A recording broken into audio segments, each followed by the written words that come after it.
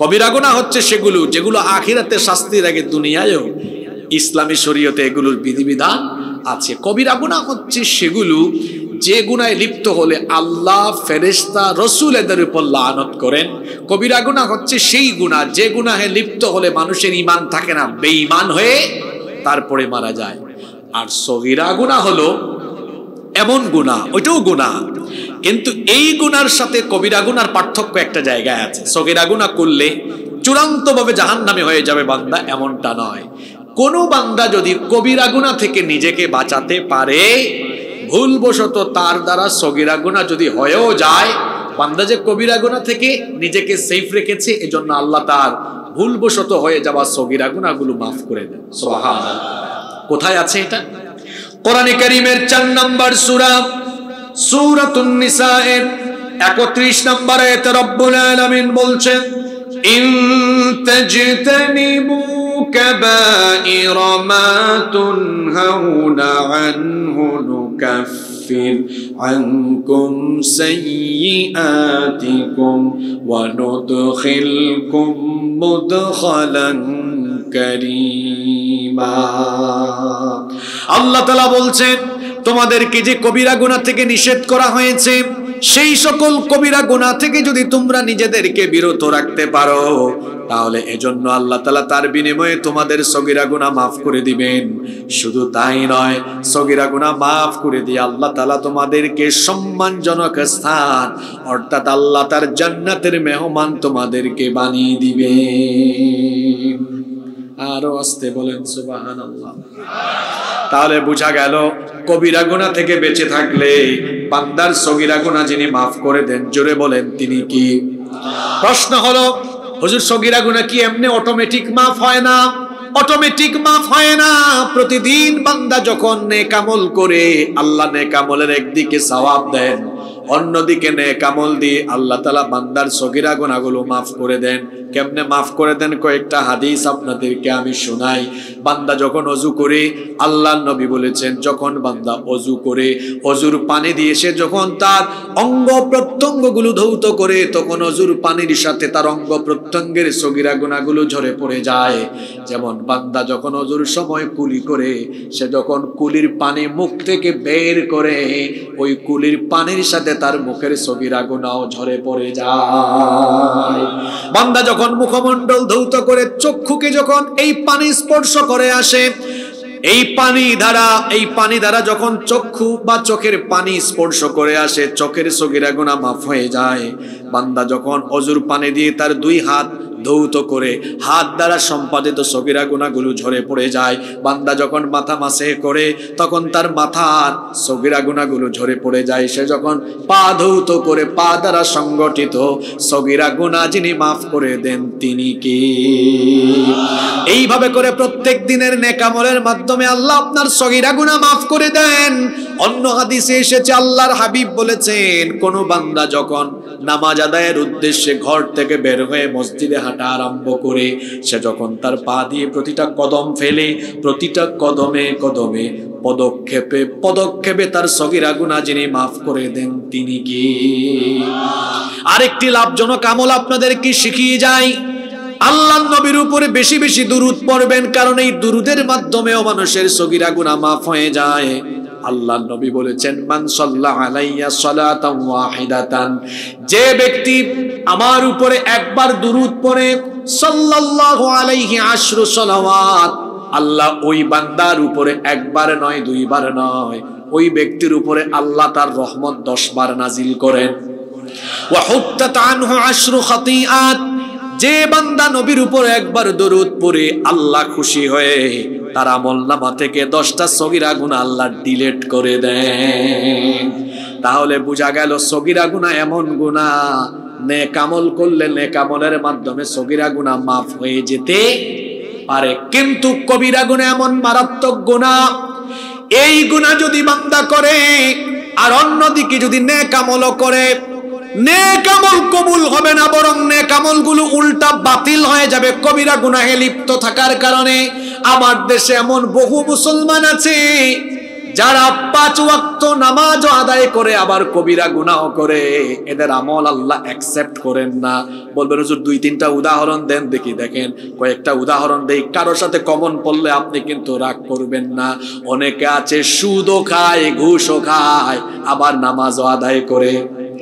এই সুদখুন নামাজি নামাজ আদায় করলে কি হবে? সুদ খাওয়া কবিরা গুনাহ। এই কবিরা গুনাহে লিপ্ত থাকার কারণে তার কোনো আমল আল্লাহর দরবারে কবুল হয় না। অন্যায় ভাবে মানুষকে আঘাত করা, মানুষের শরীর থেকে রক্ত ঝরানো, অন্যায় ভাবে মানুষ হত্যা করা, এটাও হলো কবিরা গুনাহ।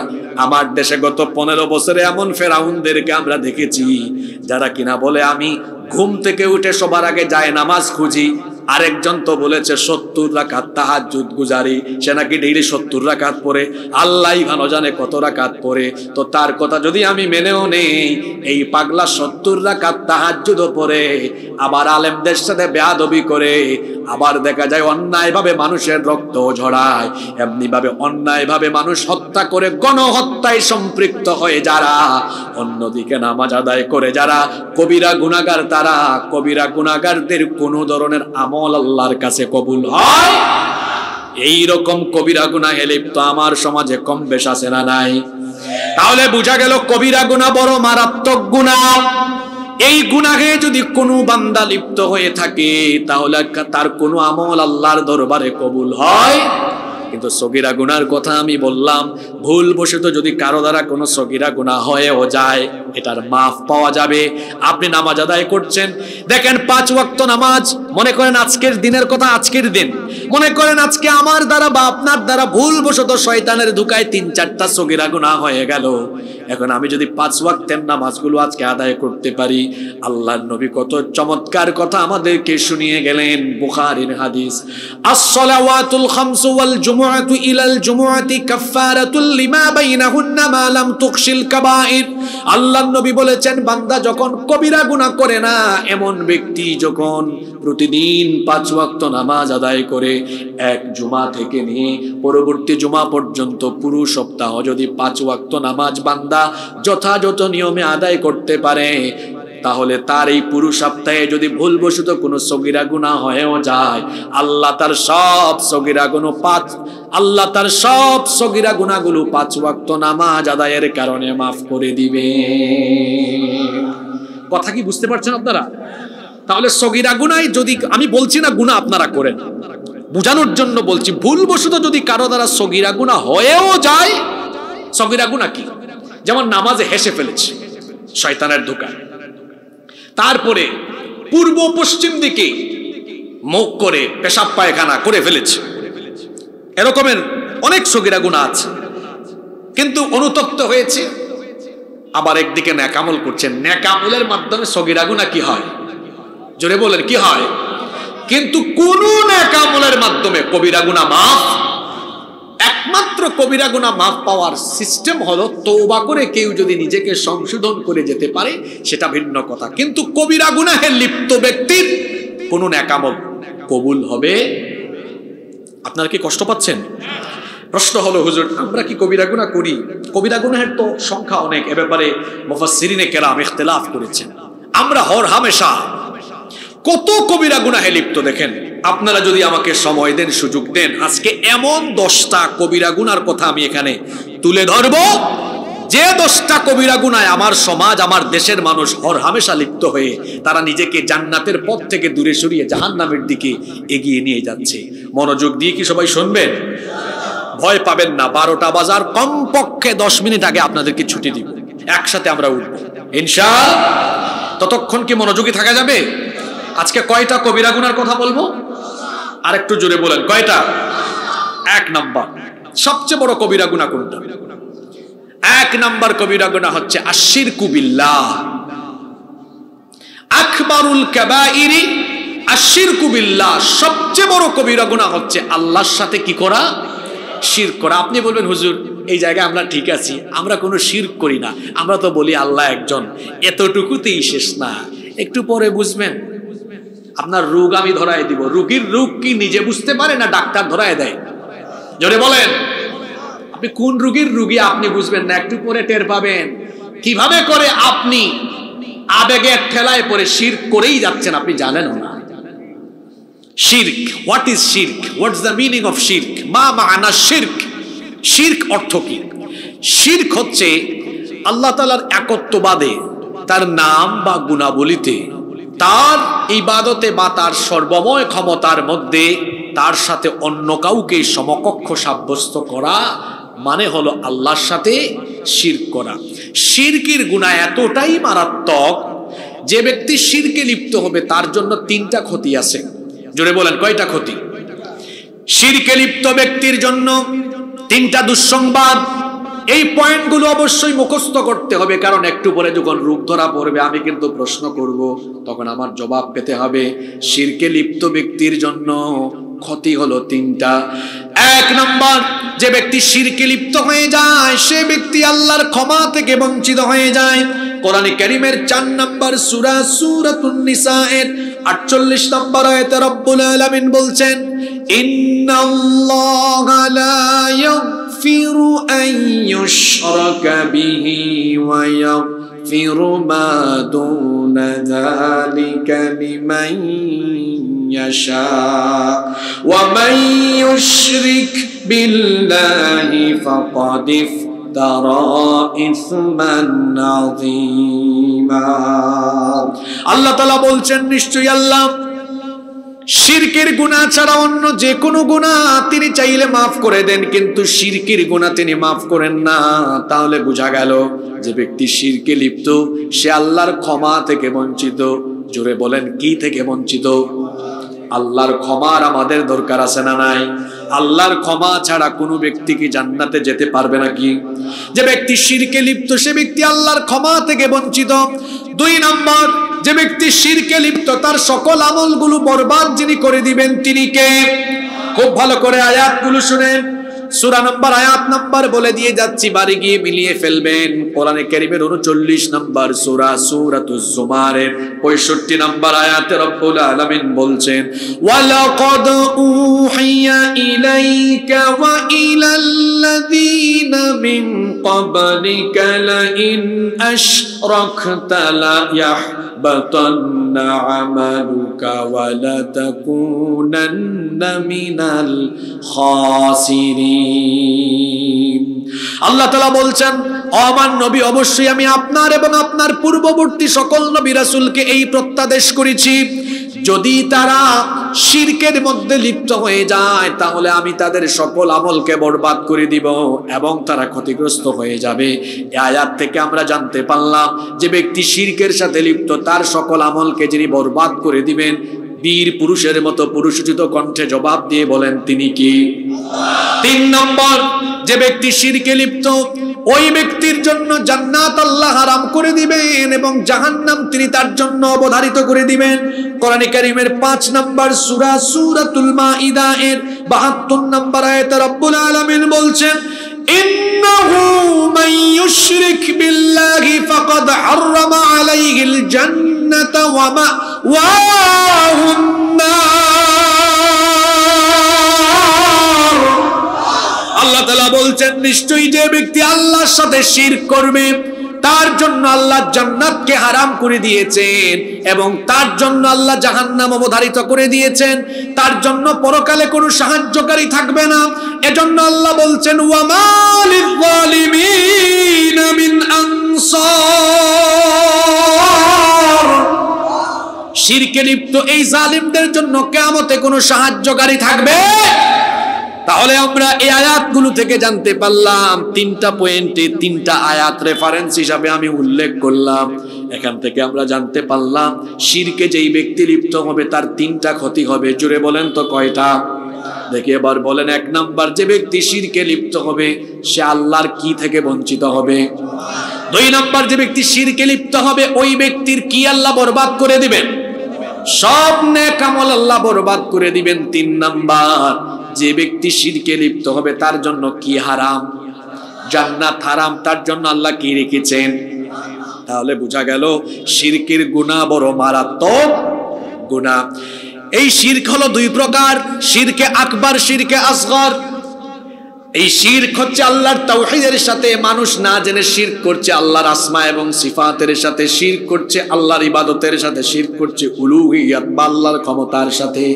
খবরদার, কোনোভাবে কোনো শিরকের সাথে লিপ্ত হওয়া যাবে না।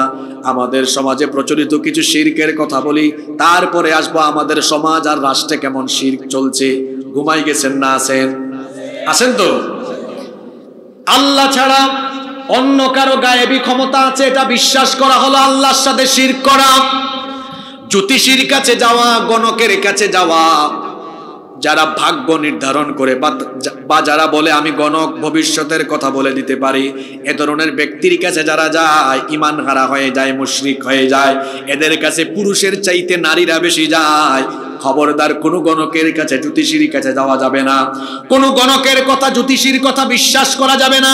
যে ব্যক্তি কোনো গণকের কাছে, জ্যোতিষীর কাছে যায়, 40 দিন পর্যন্ত তার কোনো নামাজ আল্লাহ কবুল করেন না। জাদু টুনা, বান মারা, এগুলোর সাথে সম্পৃক্ত হওয়া যাবে না। কারণ জাদুবিদ্যা হলো শয়তানি বিদ্যা, এগুলো হলো কুফরি, এগুলো হলো আল্লাহর সাথে শিরক করা।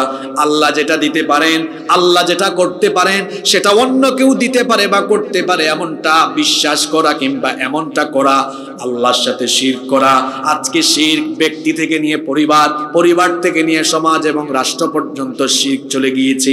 আশ্চর্যের ব্যাপার, আজ রাষ্ট্রীয় পর্যায়ে আল্লাহর ইবাদতের সাথে শিরক হচ্ছে। কিভাবে আল্লাহর ইবাদতের সাথে শিরক হয়? আপনি কোনটা করবেন, কোনটা করবেন না, কোনটা আপনি করতে পারবেন, কোনটা হালাল, কোনটা হারাম, এটা যিনি নির্ধারণ করে দিয়েছেন পুরুষোচিত কণ্ঠে, বলেন তো তিনি কি? এখন আপনাদের দেশের সিস্টেম হয়েছে কি জানেন? আল্লাহ করেছেন একটা জিনিসকে জায়েজ, তারা করে দিয়েছে নাজায়েজ। আল্লাহ করেছেন হালাল, তারা করেছে হারাম। আল্লাহর আইনে যেটা ঠিক আছে, আপনাদের দেশের আইনে সেটা অপরাধ। আবার আল্লাহর আইনে যেটা অপরাধ, আপনাদের দেশের আইনে ঠিক আছে। এরকম ভুরি ভুরি উদাহরণ কিন্তু আমার কাছে আছে। কয়েকটা দিব নাকি? এই কি নাম, হাটমাদনগর এলাকায় 17 বছরের ছেলে 15 বছরের মেয়েকে বিয়ে করছে। আল্লাহর আইনে, আল্লাহর আইনে ঠিক আছে, কোনো অপরাধ। আপনাদের দেশের আইনে এটা কি? কথা বলছেন না কেন? আপনাকে ওয়াজ তো বাস্তবিক ওয়াজ হইতে হবে, তাই না? বাস্তবতার সাথে মিলিয়ে কথা বলতে হবে না? 17 বছরের ছেলে 15 বছরের মেয়েকে বিয়ে করছে। আপনাদের দেশের আইনে এটা অপরাধ, এটা বাল্য বিবাহ। যে বিয়ে পড়াবে তারে শুদ্ধ অ্যারেস্ট করবে। আল্লাহর আইনে কি সেটা অপরাধ? জোরে বলেন। আচ্ছা, আমার দিকে তাকান। এখানে কোনো বটতলা, ঝাউতলা, আমতলা, বটকাস্তলায় 17 বছরের মুন্না, 15 বছরের মুন্না বৈশা বাদাম খায়, বুট খায়, একটা আরেকটারে ফুল দেয়, হাঁটাহাঁটি করে হাত ধরে, এটা আল্লাহর আইনে অপরাধ এবং হারাম। আল্লাহর আইনে অপরাধ এবং হারাম। আর আপনাদের দেশের আইনে এটা কি? হ্যাঁ, নো প্রবলেম। হ্যাঁ, ঠিক আছে, ঠিক আছে, কথা ঠিক আছে, বুঝতে পারছেন? আল্লাহর আইনে যেটা অপরাধ, আপনার দেশের আইনে সেটা ঠিক আছে। আবার আল্লাহর আইনে যেটা ঠিক আছে, আপনার আইনে সেটা অপরাধ। এভাবে রাষ্ট্র কর্তৃক মানব রচিত আইন আল্লাহর আইনের বিপরীতে প্রয়োগ করে রাষ্ট্রীয় পর্যায়ে আল্লাহর ইবাদতে, আল্লাহর ক্ষমতার সাথে শিরক হচ্ছে। কথা কি বুঝতে পারছেন আপনি? তারপরে আপনাদের দেশের সংবিধানে সেকুলারিজমের কথা বলা আছে। ইউনূস সাহেব এখন শুনতে পাচ্ছি সংবিধান সংস্করণে তিনি কাজ করতে চাচ্ছেন। ভালো কথা। এদেশের 90% মানুষ যেহেতু মুসলমান, 90% মুসলমানদের বিজ্ঞ আলেম ওলামা প্রতিনিধিকে ডাকেন। এদেশে বিভিন্ন বিশ্ববিদ্যালয়ে তাফসীর, হাদিস, ফিকহ, আরবি, ইসলামিক স্টাডিজ ডিপার্টমেন্ট আছে। এই সকল ডিপার্টমেন্টের প্রফেসরদেরকে আহ্বান করেন, শিক্ষাবিদ একাডেমিশিয়ানদেরকে ডাকেন, ডেকে বলেন আপনারা আপনাদের মতামত দেন। আমার বিশ্বাস সকল উলামা মাশায়েখ এই ক্ষেত্রে ঐক্যমত। ধর্ম নিরপেক্ষ মতবাদ, এটা শয়তানি মতবাদ, এটা কুফরি মতবাদ। এটা যারা বিশ্বাস করবে তাদের ঈমান থাকবে না, মুশরিক হয়ে যাবে। সুতরাং 90% মুসলমানের দেশের সংবিধানে ধর্ম নিরপেক্ষ মতবাদের নামে কোনো কুফরি মতবাদ এটা মুসলমানের দেশের সংবিধানে থাকতে পারে না। অবশ্যই এই ধর্মনিরপেক্ষ মতবাদ সংবিধান থেকে বাতিল করতে হবে, বাতিল করতে হবে। নিরপেক্ষতা মানে কি? এই দুই ভাই ঝগড়া করেছে, মাঝখান দিয়ে আমি এসে বললাম আমি একটু মীমাংসা করে দেই। নিরপেক্ষ আমি আপনার পক্ষেও না, উনার পক্ষেও না। নিরপেক্ষ মানে কারো পক্ষে। ধর্ম নিরপেক্ষতা মানে হলো আমি কোন ধর্মের পক্ষে। আচ্ছা, এখানে আপনি 4 জনকে 5 জনকে ডাকেন, 5 জন কে কে দেখেন, মুসলমান, হিন্দু, বৌদ্ধ, খ্রিস্টান, ইহুদি, আরো অন্যান্য ধর্মেরও ডাকেন, অসুবিধা নাই। তবে এখান দিয়ে আমার একটা কথা যেহেতু মনে পড়ছে বলে ফেলি। আমার দেশে ধর্মীয় উস্কানি, সাম্প্রদায়িক দাঙ্গা লাগানোর জন্য অপচেষ্টা কিন্তু চলছে। কারণ জুলাইয়ে ফেরাউনরা বিদায় হওয়ার পরে পর্দার অন্তরায় থেকে অনেক স্ক্রিপ্ট বানিয়ে বানিয়ে দেওয়া হচ্ছে। আপনারা দেখবেন বাংলাদেশে একটা পরিষদ আছে, হিন্দু, বৌদ্ধ, খ্রিস্টান পরিষদ। নাম শোনেন না আপনারা? ভুল হয়েছে, আমি একটা শব্দ বাদ দিয়েছি, ধন্যবাদ আপনাকে। হিন্দু, বৌদ্ধ, খ্রিস্টান ঐক্য পরিষদ। এদেশের 90% মানুষ কি? কথা বলছেন না কেন? এদেরকে মাইনাস করলেন, করে আপনারা হিন্দু, বৌদ্ধ, খ্রিস্টান 10 ভাগ মিলে ঐক্য পরিষদ বানাইলেন। তো ঐক্য করার জন্য তো সকলকে রাখা দরকার ছিল। তা আপনাদের এটার নাম হওয়া উচিত ছিল মুসলমান, মুসলিম, হিন্দু, বৌদ্ধ, খ্রিস্টান ঐক্য পরিষদ। তাহলে বোঝা যেত না ঠিক আছে সব ধর্মের মানুষ মিলে দেশের স্বার্থে হয়তো তারা ঐক্যবদ্ধ থাকছে, যাতে কোনো সাম্প্রদায়িক দাঙ্গা হাঙ্গামা না ঘটে। কিন্তু আপনারা মুসলমানদেরকে বাদ দিয়ে হিন্দু, বৌদ্ধ, খ্রিস্টান ঐক্য পরিষদ বানিয়ে আপনারা মূলত বাংলাদেশকে অস্থিতিশীল করার অপচেষ্টা করছেন। কি কথা বলেছি বুঝতে পেরেছেন? কোন জায়গায় জানিছিলাম? 5 জনকে আনেন, 5 জনকে জিজ্ঞেস করেন, মুসলমানকে বলেন আপনি কি আপনার ধর্মের পক্ষে? আপনারা কি পক্ষে? হিন্দুকে বলেন সেও তার ধর্মের, বৌদ্ধ, খ্রিস্টান, ইহুদি সবাইকে বলেন, সবাই উত্তর দিবে আমি আমার ধর্মের। তো 5 জনই তো ধর্মের পক্ষে। ধর্মের ব্যাপারে নিরপেক্ষতাবাদী কে? একমাত্র শয়তান। তার কোনো ধর্ম, তার কোনো ধর্ম। এজন্য ধর্ম নিরপেক্ষ মতবাদ এটা শয়তানের মতবাদ। এটা যারা প্রচার করে, যারা এটা বুক ফুলিয়ে বলে, এবং যারা বলে আমি ধর্ম নিরপেক্ষ মতবাদী, ও শয়তানের মুরিদ, ও শয়তানের সাথে জাহান্নামে যাবে। তারপরে কি আরো আছে আপনাদের সংবিধানে? কি আছে? সকল ক্ষমতার উৎস, ক্ষমতার নামে কোরআনে একটা সূরা নাই তো? নাই তো? সূরার নাম কি? এটা কত নাম্বার সূরা? হ্যাঁ, মাশাআল্লাহ, মাশাআল্লাহ, এখানে কোরআন অধ্যয়ন করা লোক আছে। টাটকা সূরা একদম আজকে 67 নাম্বার সূরা। সূরার নাম সূরা মুলক। মুলকের অর্থ কি? মুলক মানে হচ্ছে পাওয়ার, অথরিটি, সভরেন্টি। মুলক মানে ক্ষমতা, মুলক মানে কর্তৃত্ব, মুলক মানে সার্বভৌমত্ব। আর এই সূরা আল্লাহ শুরু করেছেন কিভাবে? তাবারাকাল্লাযী বিয়াদিহিল মুলকু ওয়া হুয়া আলা কুল্লি শাইইন কাদির। সুবহান, বরকতময় সেই সত্তা যার হাতে সকল ক্ষমতা। সকল ক্ষমতা যার হাতের মুঠায়। গলার আওয়াজ বড় করে বলেন তিনি কে? আল্লাহ তাআলা কোরআনে কারিমে বললেন সকল ক্ষমতার মালিক আল্লাহ। আর আপনি আইন বানালেন, আপনি বলছেন সকল ক্ষমতার মালিক জনগণ। এদের চরিত্র কি আজকে ফাঁস করব? যারা বলে সকল ক্ষমতার উৎস জনগণ, এরা আপনাদেরকে পাম দেয়। পাম দেয় বলে আপনারাই সকল ক্ষমতার মালিক। তারপরে তারা যখন ক্ষমতা পায় তখন আর ক্ষমতা জনগণের না, তাদের ক্ষমতা। তাদের কথা মতো চলতে হবে, তাদের চরিত্র ফাঁস করছি। যদি জনগণই সকল ক্ষমতার মালিক হয় তাহলে তো জনগণ না চাইলে আপনি চেয়ার থেকে সরে যাওয়ার কথা। কিন্তু দেখা যায় তারা জনগণ চাইলেও চেয়ার থেকে তারা সরবে না। চেয়ারে খুব মজা, তো তখন দেখা যায় চেয়ারে বসে থাকার জন্য, গদিতে থাকার জন্য তারা যাদেরকে বলে সকল ক্ষমতার মালিক, সেই জনগণের ট্যাক্সের পয়সায় কেনা গুলি আবার গদিতে থাকার জন্য জনগণের বুকে তারা বিদ্ধ করে। এই হলো ধর্ম নিরপেক্ষতাবাদী শয়তানের মুরিদদের চরিত্র। কথা কি বোঝা যায়? সকল ক্ষমতার মালিক জনগণ নয়, মানুষ নয়। আপনার নিজের 3.5 হাত বডিতেই তো আপনি আপনার ক্ষমতা চালাইতে পারেন না। যদি আপনার 3.5 হাত বডি নিয়ন্ত্রণ করতে পারতেন তাহলে তো আপনার পেট ব্যথা হতো না, আপনার মাথা ব্যথা হতো না, গ্যাস্ট্রিক হতো না, আলসার হতো না, ক্যান্সার হতো না। আপনার ডায়রিয়া হলে 5-6 বার হেড অফিসে যাওয়ার পর আইসা বলেন আর পারি না। পারেন না কেন? আপনার সকল ক্ষমতার মালিক, পারতেছেন না কেন? সকল ক্ষমতার মালিক মানুষ নয়, সকল ক্ষমতার উৎস, সকল ক্ষমতার মালিক যিনি, জুড়ে বলেন তিনি কি? কিছু নেতা খেতা বের হয়েছে, তারাও বলে এরকম।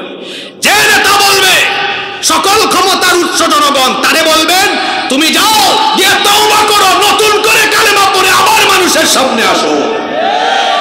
তোমার ঈমান ঠিক নাই, তোমার ঈমান আগে ঠিক করতে হবে। শিরক এটা বড় মারাত্মক গুনাহ এবং সবচেয়ে বড় কবিরা গুনার নাম কি? আল্লাহ শিরক থেকে আমাদেরকে বাঁচিয়ে রাখেন। নাম্বার 2 নম্বর কবিরা গুনাহ হলো ইচ্ছে করে ফরজ নামাজ ত্যাগ করা। এটাও হলো কবিরা। কি বললাম কথাটা? ইচ্ছে করে ফরজ নামাজ ত্যাগ করা, তরক করা। এটা কি গুনাহ? নামাজ ছেড়ে দেওয়া এটা কি গুনাহ? এই গুনাহে কেউ লিপ্ত নাই গো? জোরে বলেন। কি কষ্ট হচ্ছে? ভালো করে শুনেন, আপনারা তো সিনের মাখরাজ উঠায় ফেলেছেন, সিনের 3 নোক্তা উঠায় দিয়ে সিন বানায় ফেলেছেন, তাই না? খুব সুন্দর ভাষা আপনাদের। বলছিলাম 2 নম্বর কবিরা গুনাহ ফরজ নামাজ ইচ্ছা করে কি করা? ত্যাগ করা। মাহফিলে এত মানুষ এসেছেন, থাকতে পারে এখানে কেউ আজকে সারা দিনের 5 ওয়াক্তের নামাজই পড়ে নাই, এশার নামাজও পড়ে আসে নাই। ওয়াজ শোনা নফল, নামাজ আদায় করা। জোরে বলেন। আমি যদি জিজ্ঞেস করি আমরা সবাই জান্নাতে যেতে চাই কিনা, একজন মানুষও না বলবে না। তারা সবাই জান্নাতে যেতে চায়। আল্লাহও আপনাদেরকে জান্নাত দিতে চান। এজন্য আল্লাহ আপনাকে কত মহব্বত করেন জানেন? তিনি আপনাকে ডেইলি 1 বার না, 2 বার না, 3 বার না, 4 বার না, প্রতিদিন 5 বার আল্লাহ আপনাকে ডাকেন, আয় আমাকে সাজদা দে, সাজদা দিয়ে নামাজ আদায়ের মাধ্যমে তোর জন্য বানানো জান্নাতের চাবিটা আমার কাছ থেকে নিয়ে নে। সুবহানাল্লাহ। তাহলে আল্লাহ আপনাকে জান্নাত দিতে চান না? কিসের মাধ্যমে? জোরে বলেন, কিসের মাধ্যমে? এই ফরজ নামাজ ত্যাগ করা, এটা হলো কবিরা গুনাহ, এটা হলো কুফরি। এজন্য আল্লাহর নবী বলেছেন বাইনাল আবদি ওয়া বাইনাল কুফরি তারকুস সালাত। আল্লাহর বান্দা আর কাফিরের মধ্যে পার্থক্য হলো নামাজ ছেড়ে দেওয়া। মুমিন আর কাফিরের মধ্যে পার্থক্য নামাজ দিয়ে। আমরা কি মুমিন না অন্য কিছু? এটাও সাহস করে বলতে পারে না। আমরা কি? জোরে বলেন। অনেকের নামও আছে আব্দুল মোমেন, আছে না? আর আমাদের দেশের বেশিরভাগ মানুষের নামের সাথে কামের কোনো কি নাই, মিল নাই। নাম হলো ফজর আলী, ঘুম থেকে উঠে সকাল 10টায়, ফজরের নামাজ নাই, নামের সাথে কামের মিল আছে। নাম হলো জুহর আলী, জোহরের নামাজ আদায় করে না। নাম হলো রমজান আলী, রমজান মাসে দুপুর বেলা গাঞ্জা টানে। নাম হলো কুরবান আলী, সামর্থ্য আছে কুরবানি দেয় না। নাম ফকির আলী, কিন্তু প্রাডো গাড়িতে চলে, আছে না? নাম হলো ইমান আলী, তার ইমানের কোনো খবরই নাই, ইচ্ছা মতো ঘুষ খায়, সুদ খায়। নামের সাথে কামের কোনো কি নাই। নাম আব্দুল মুমিন হয়েছে তো কি হয়েছে? নামাজ যে ব্যক্তির মধ্যে নাই, নবীজি বলেছেন মান তারাকা সালাতাম মুতাআম্মিদান ফাকাদ কাফারা। যে ব্যক্তি ইচ্ছে করে নামাজ ত্যাগ করে সে আল্লাহর সাথে কুফরি করে। যে ব্যক্তি নামাজ ত্যাগ করে, যে ব্যক্তি নামাজ আদায় করে না, যার মধ্যে নামাজ নাই তার মধ্যে ঈমান, তার মধ্যে ঈমান, তার মধ্যে ঈমান। আবার কয় হুজুর কি বলেন ঈমান নাই? না, আমি তো আমার বাপ রাখছে ঈমান আলী। ঈমান থাকে না কেমনে? ওটা নামে আছে, কিন্তু আল্লাহর খাতায় রেজিস্ট্রেশন এখনো হয়। খবরদার, ফরজ কোন নামাজ পরিত্যাগ করবেন না, নামাজ ছাড়বেন না। নামাজ হলো মুমিনের সবচেয়ে বড় ডিউটি। ঈমান আনার পরে একজন মুসলমানের দায়িত্ব হলো সে 5 ওয়াক্ত নামাজ আদায় করা। সকালবেলা ঘুম থেকে উঠবেন, ফজরের নামাজ আদায় করে দিন শুরু করবেন।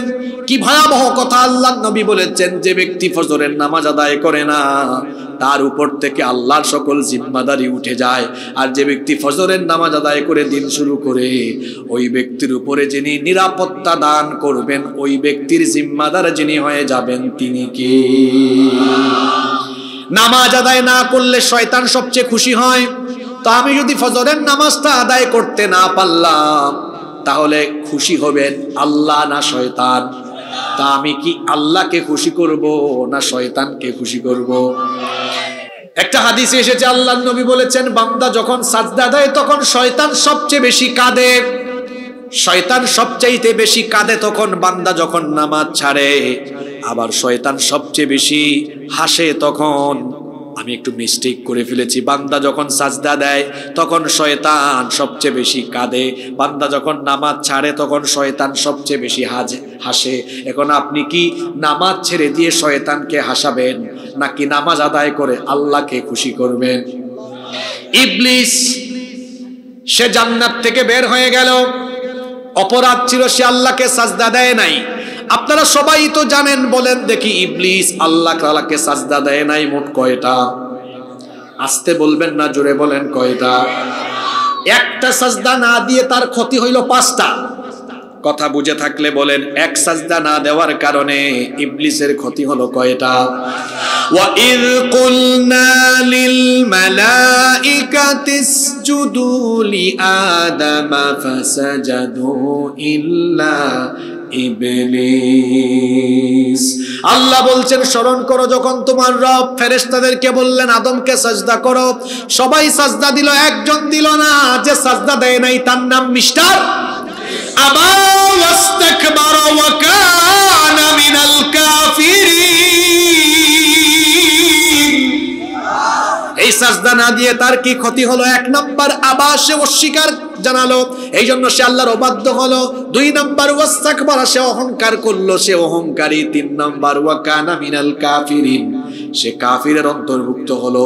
অন্য আয়াতে এসেছে, আল্লাহ বলেছেন যখন সে সাজদা দিল না, আল্লাহ বলেছেন ফা ইন্নাকা রাজিম, তুই আজ থেকে বিতাড়িত, ফখরুজ মিনহা, জান্নাত থেকে বের হ। 5 নাম্বার সে হয়েছে মালউন, মানে অভিশপ্ত। আমি আবার 5টা পয়েন্ট রিপিট করি। এক সাজদা না দিয়ে শয়তানের ক্ষতি হলো কয়টা? 1 নাম্বার সে অবাধ্য, 2 নাম্বার অহংকারী, 3 নাম্বার কাফির, 4 নাম্বার জান্নাত থেকে বিতাড়িত, 5 নাম্বার সে অভিশপ্ত। ইবলিসের অনুসরণ করে যারা আল্লাহকে সাজদা দিবে না, নামাজ আদায় করবে না, এরাও 5টা ক্ষতিতে পড়বে। এদের পরিচয় হলো বেনামাজিরা হলো 1 নম্বরে, বেনামাজিরা হলো আল্লাহর অবাধ্য গোলাম। 2 নাম্বার বেনামাজি হলো অহংকারী। 3 নাম্বার বেনামাজি আল্লাহর সাথে কুফরিতে নিমজ্জিত। 4 নাম্বার বেনামাজি ব্যক্তি জান্নাতের গন্ধ পাবে না। 5 নাম্বার বেনামাজি ব্যক্তি আল্লাহর তরফ থেকে অভিশপ্ত। ইবলিস সাজদা দেয় নাই আল্লাহকে, এক সাজদা না দিয়ে ক্ষতিগ্রস্ত হয়েছে। মোট 5টা ক্ষতি হয়েছে। এখন আপনি তো একদিনে সাজদা তো একটা নয়, 5 ওয়াক্ত নামাজে সাজদার সংখ্যা কম না বেশি? এতগুলো সাজদা আপনি দেন না। এক সাজদা না দিয়ে ইবলিসের যদি এই ক্ষতি হয়, তাহলে 5 ওয়াক্ত নামাজ ছাড়ার কারণে আমার আপনার ক্ষতি, আমার আপনার পরিণতি কি আরো কম হবে না মারাত্মক হবে? সাবধান হয়ে যান, এই কবিরা গুনাহ থেকে নিজেকে বাঁচান। নামাজ ছাড়বেন না। অনেক যুবক ভাইরা আছেন বলেন, হুজুর আমার তো চুল দাড়ি এখনো কালো আছে, আমি কেন এখন নামাজ পড়বো? আমার চুল দাড়ি সাদা হোক পাকুক, একটু বুড়া হই তারপরে নামাজ আদায় করব। আমার ভাই গো, আমাদের জীবন হলো এমন, এই জীবনের নাই কোনো ওয়ারেন্টি, নাই কোনো গ্যারেন্টি। আমি বুড়া হব এমন কোনো নিশ্চয়তা নাই, কারণ যৌবনকালীন বয়সে অনেক যুবক দুনিয়া থেকে চলে যাওয়ার মতো খবর আছে না নাই? গতকাল আমার বাড়ি, আমার এলাকায় সিলেটে, আমার বাড়ির পাশে একটা পাম্প আছে, একটা পাম্পে একটা ভয়াবহ অ্যাক্সিডেন্ট হলো। আমি ভিডিও ফুটেজটা যখন ফেসবুকে দেখলাম খুব মর্মাহত হয়েছে। আমি ইয়াং ছেলে মোটরসাইকেল ড্রাইভ করে যাচ্ছে তার 2 বন্ধুকে নিয়ে, মোট 3 জন ছিল। 2 সেকেন্ড আগেও সে ভাবে নাই তার মরণ এত তাড়াতাড়ি চলে আসবে। সে যখন বাইক চালিয়ে যাচ্ছিল, এক ট্রাক এসে তাকে চাপা দিল। 2 বন্ধু আহত, একজন স্পট ডেথ, জায়গায় মারা গিয়েছে। এত ফুটুং ফাটুং যে করে। ফজরের নামাজ কাজা করে ঘুমান, জোহরের টাইমে তো আপনার জানাজার কফিন রেডি হয়ে যেতে। খবরদার, ফরজ নামাজ ছাড়বেন না। নামাজ ছেড়ে দিলে জান্নাতের গন্ধ পাওয়া যাবে এজন্য নামাজ ছাড়া যাবে না। আপনারা কি নামাজ ছাড়বেন? নামাজ ছাড়বেন? মৃত্যুর আগ পর্যন্ত আর আমরা নামাজ ছাড়বো না, এই ওয়াদা কি আল্লাহর সাথে করা যায়? কারা কারা রাজি আছেন একটু হাত তুলুন। মাশাআল্লাহ, মাশাআল্লাহ, হাত নামান, আল্লাহ কবুল করুন।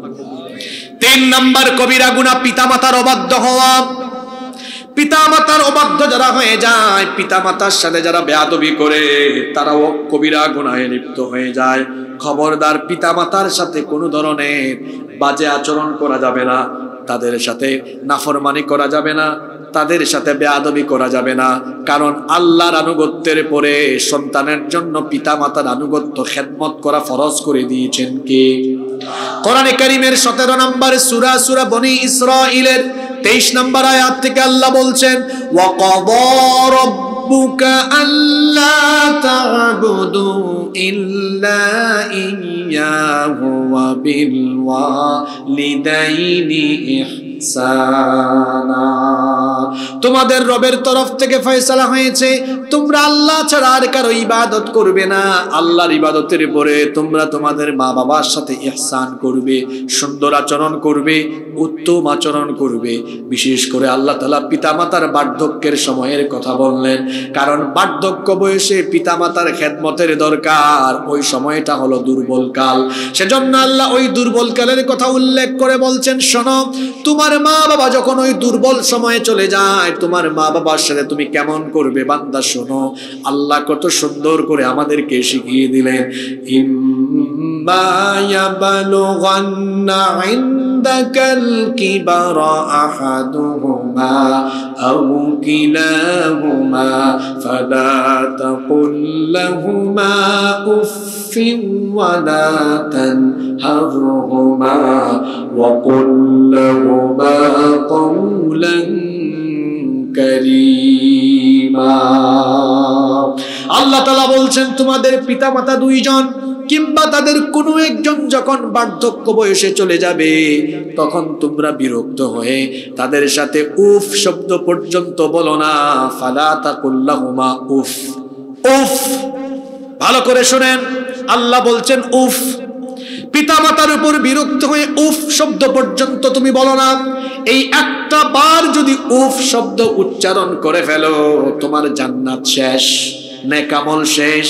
কারণ পিতামাতার সাথে বিরক্ত হয়ে উফ বলতেও নিষেধ করে দিয়েছেন কি? মা বাপ তো কত কথাই বলবে, কিন্তু মা বাবার সাথে মুখে মুখে তর্ক করা যাবে না, চোখ রাঙিয়ে কথা বলা যাবে না, ধমকের স্বরে কথা বলা যাবে না। আল্লাহ বলছেন, ওয়ালা তানহারহুমা, তোমার মা বাবার সাথে ধমকের স্বরে কথা বলো না। আমরা বললাম, আল্লাহ তাহলে আমি আমার পিতামাতার সাথে কেমন করে কথা বলবো? আমার আল্লাহ আমাকে শিখিয়ে দিলেন, ওয়া কুল লাহুমা কওলান কারীমা। সম্মানজনক ভাষায়, বিনয়ের সাথে, ভদ্রতা সুলভ আচরণ তোমার পিতামাতার সাথে করো। খবরদার, পিতামাতার সাথে তর্ক করো না, ধমক দিও না, চক্ষু মোটা করো না, গলার আওয়াজটাকে বড় করে দিও না। মা বাবার আনুগত্য সন্তানকে করতেই হবে। আল্লাহর আনুগত্যের উপরে মা বাবার খেদমত করা সন্তানের জন্য ফরজ করে দিয়েছেন কে? পিতামাতার সব কথাই শুনবেন, কেবলমাত্র এক জায়গায় পিতামাতার কথা শোনা যায় না। খুব খেয়াল করে শুনেন, পিতামাতার সব কথাই মানা যায়, শুধুমাত্র এক জায়গায় পিতামাতার কোনো কথা মানা যাবে। জোরে বলেন তো, কয় জায়গায় পিতামাতার কথা মানা যায় না?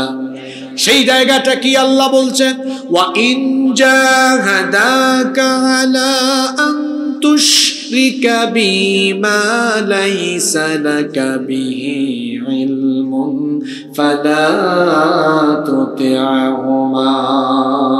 তোমার পিতামাতা যদি তোমাকে এমন কোনো বিষয়ে চাপাচাপি করে, এমন কোনো বিষয়ে প্রেসার ক্রিয়েট করে, এমন কোনো বিষয় তোমার উপর চাপিয়ে দেয় যেই বিষয়ের জ্ঞান তোমার কাছে নাই, অর্থাৎ তারা যদি আল্লাহর সাথে শিরক কিংবা আল্লাহর সাথে নাফরমানি করতে তোমাকে বাধ্যবাধকতা বা চাপাচাপি প্রয়োগ করে, আল্লাহর সাথে নাফরমানি হয়, আল্লাহর সাথে শিরক হয়, এমন কোনো হুকুম দিলে, এমন কোনো কথা বললে, মা বাবার এই কথা মানা যাবে না।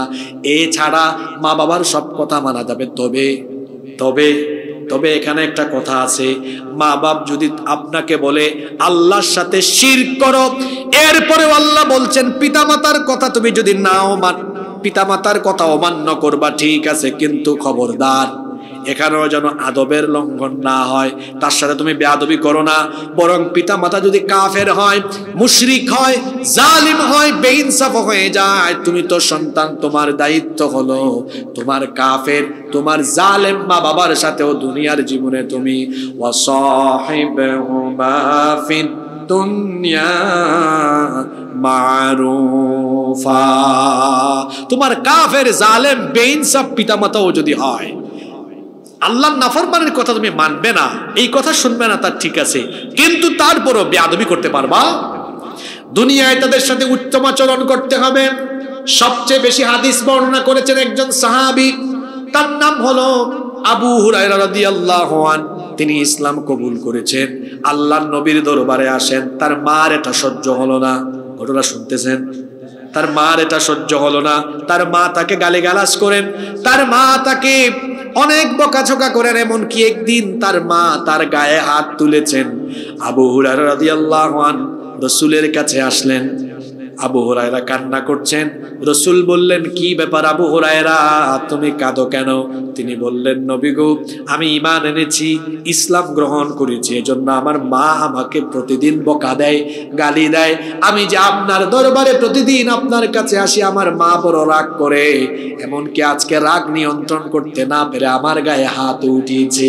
আল্লাহর নবী এই কথা যখন শুনলেন, বললেন, আবু হুরায়রা, ইসলাম গ্রহণ করেছো, আল্লাহর উপর ঈমান এনেছো, আমার দরবারে আসো, এই জন্য তোমার মা বকা দেয়, আজকে হাতও তুলেছে, এ ব্যাপারে আমার কাছে অভিযোগ করতে এসো না, কারণ তোমার মা তোমাকে মেরেছেন, বকা দিয়েছেন, আমার কিছু করার নাই।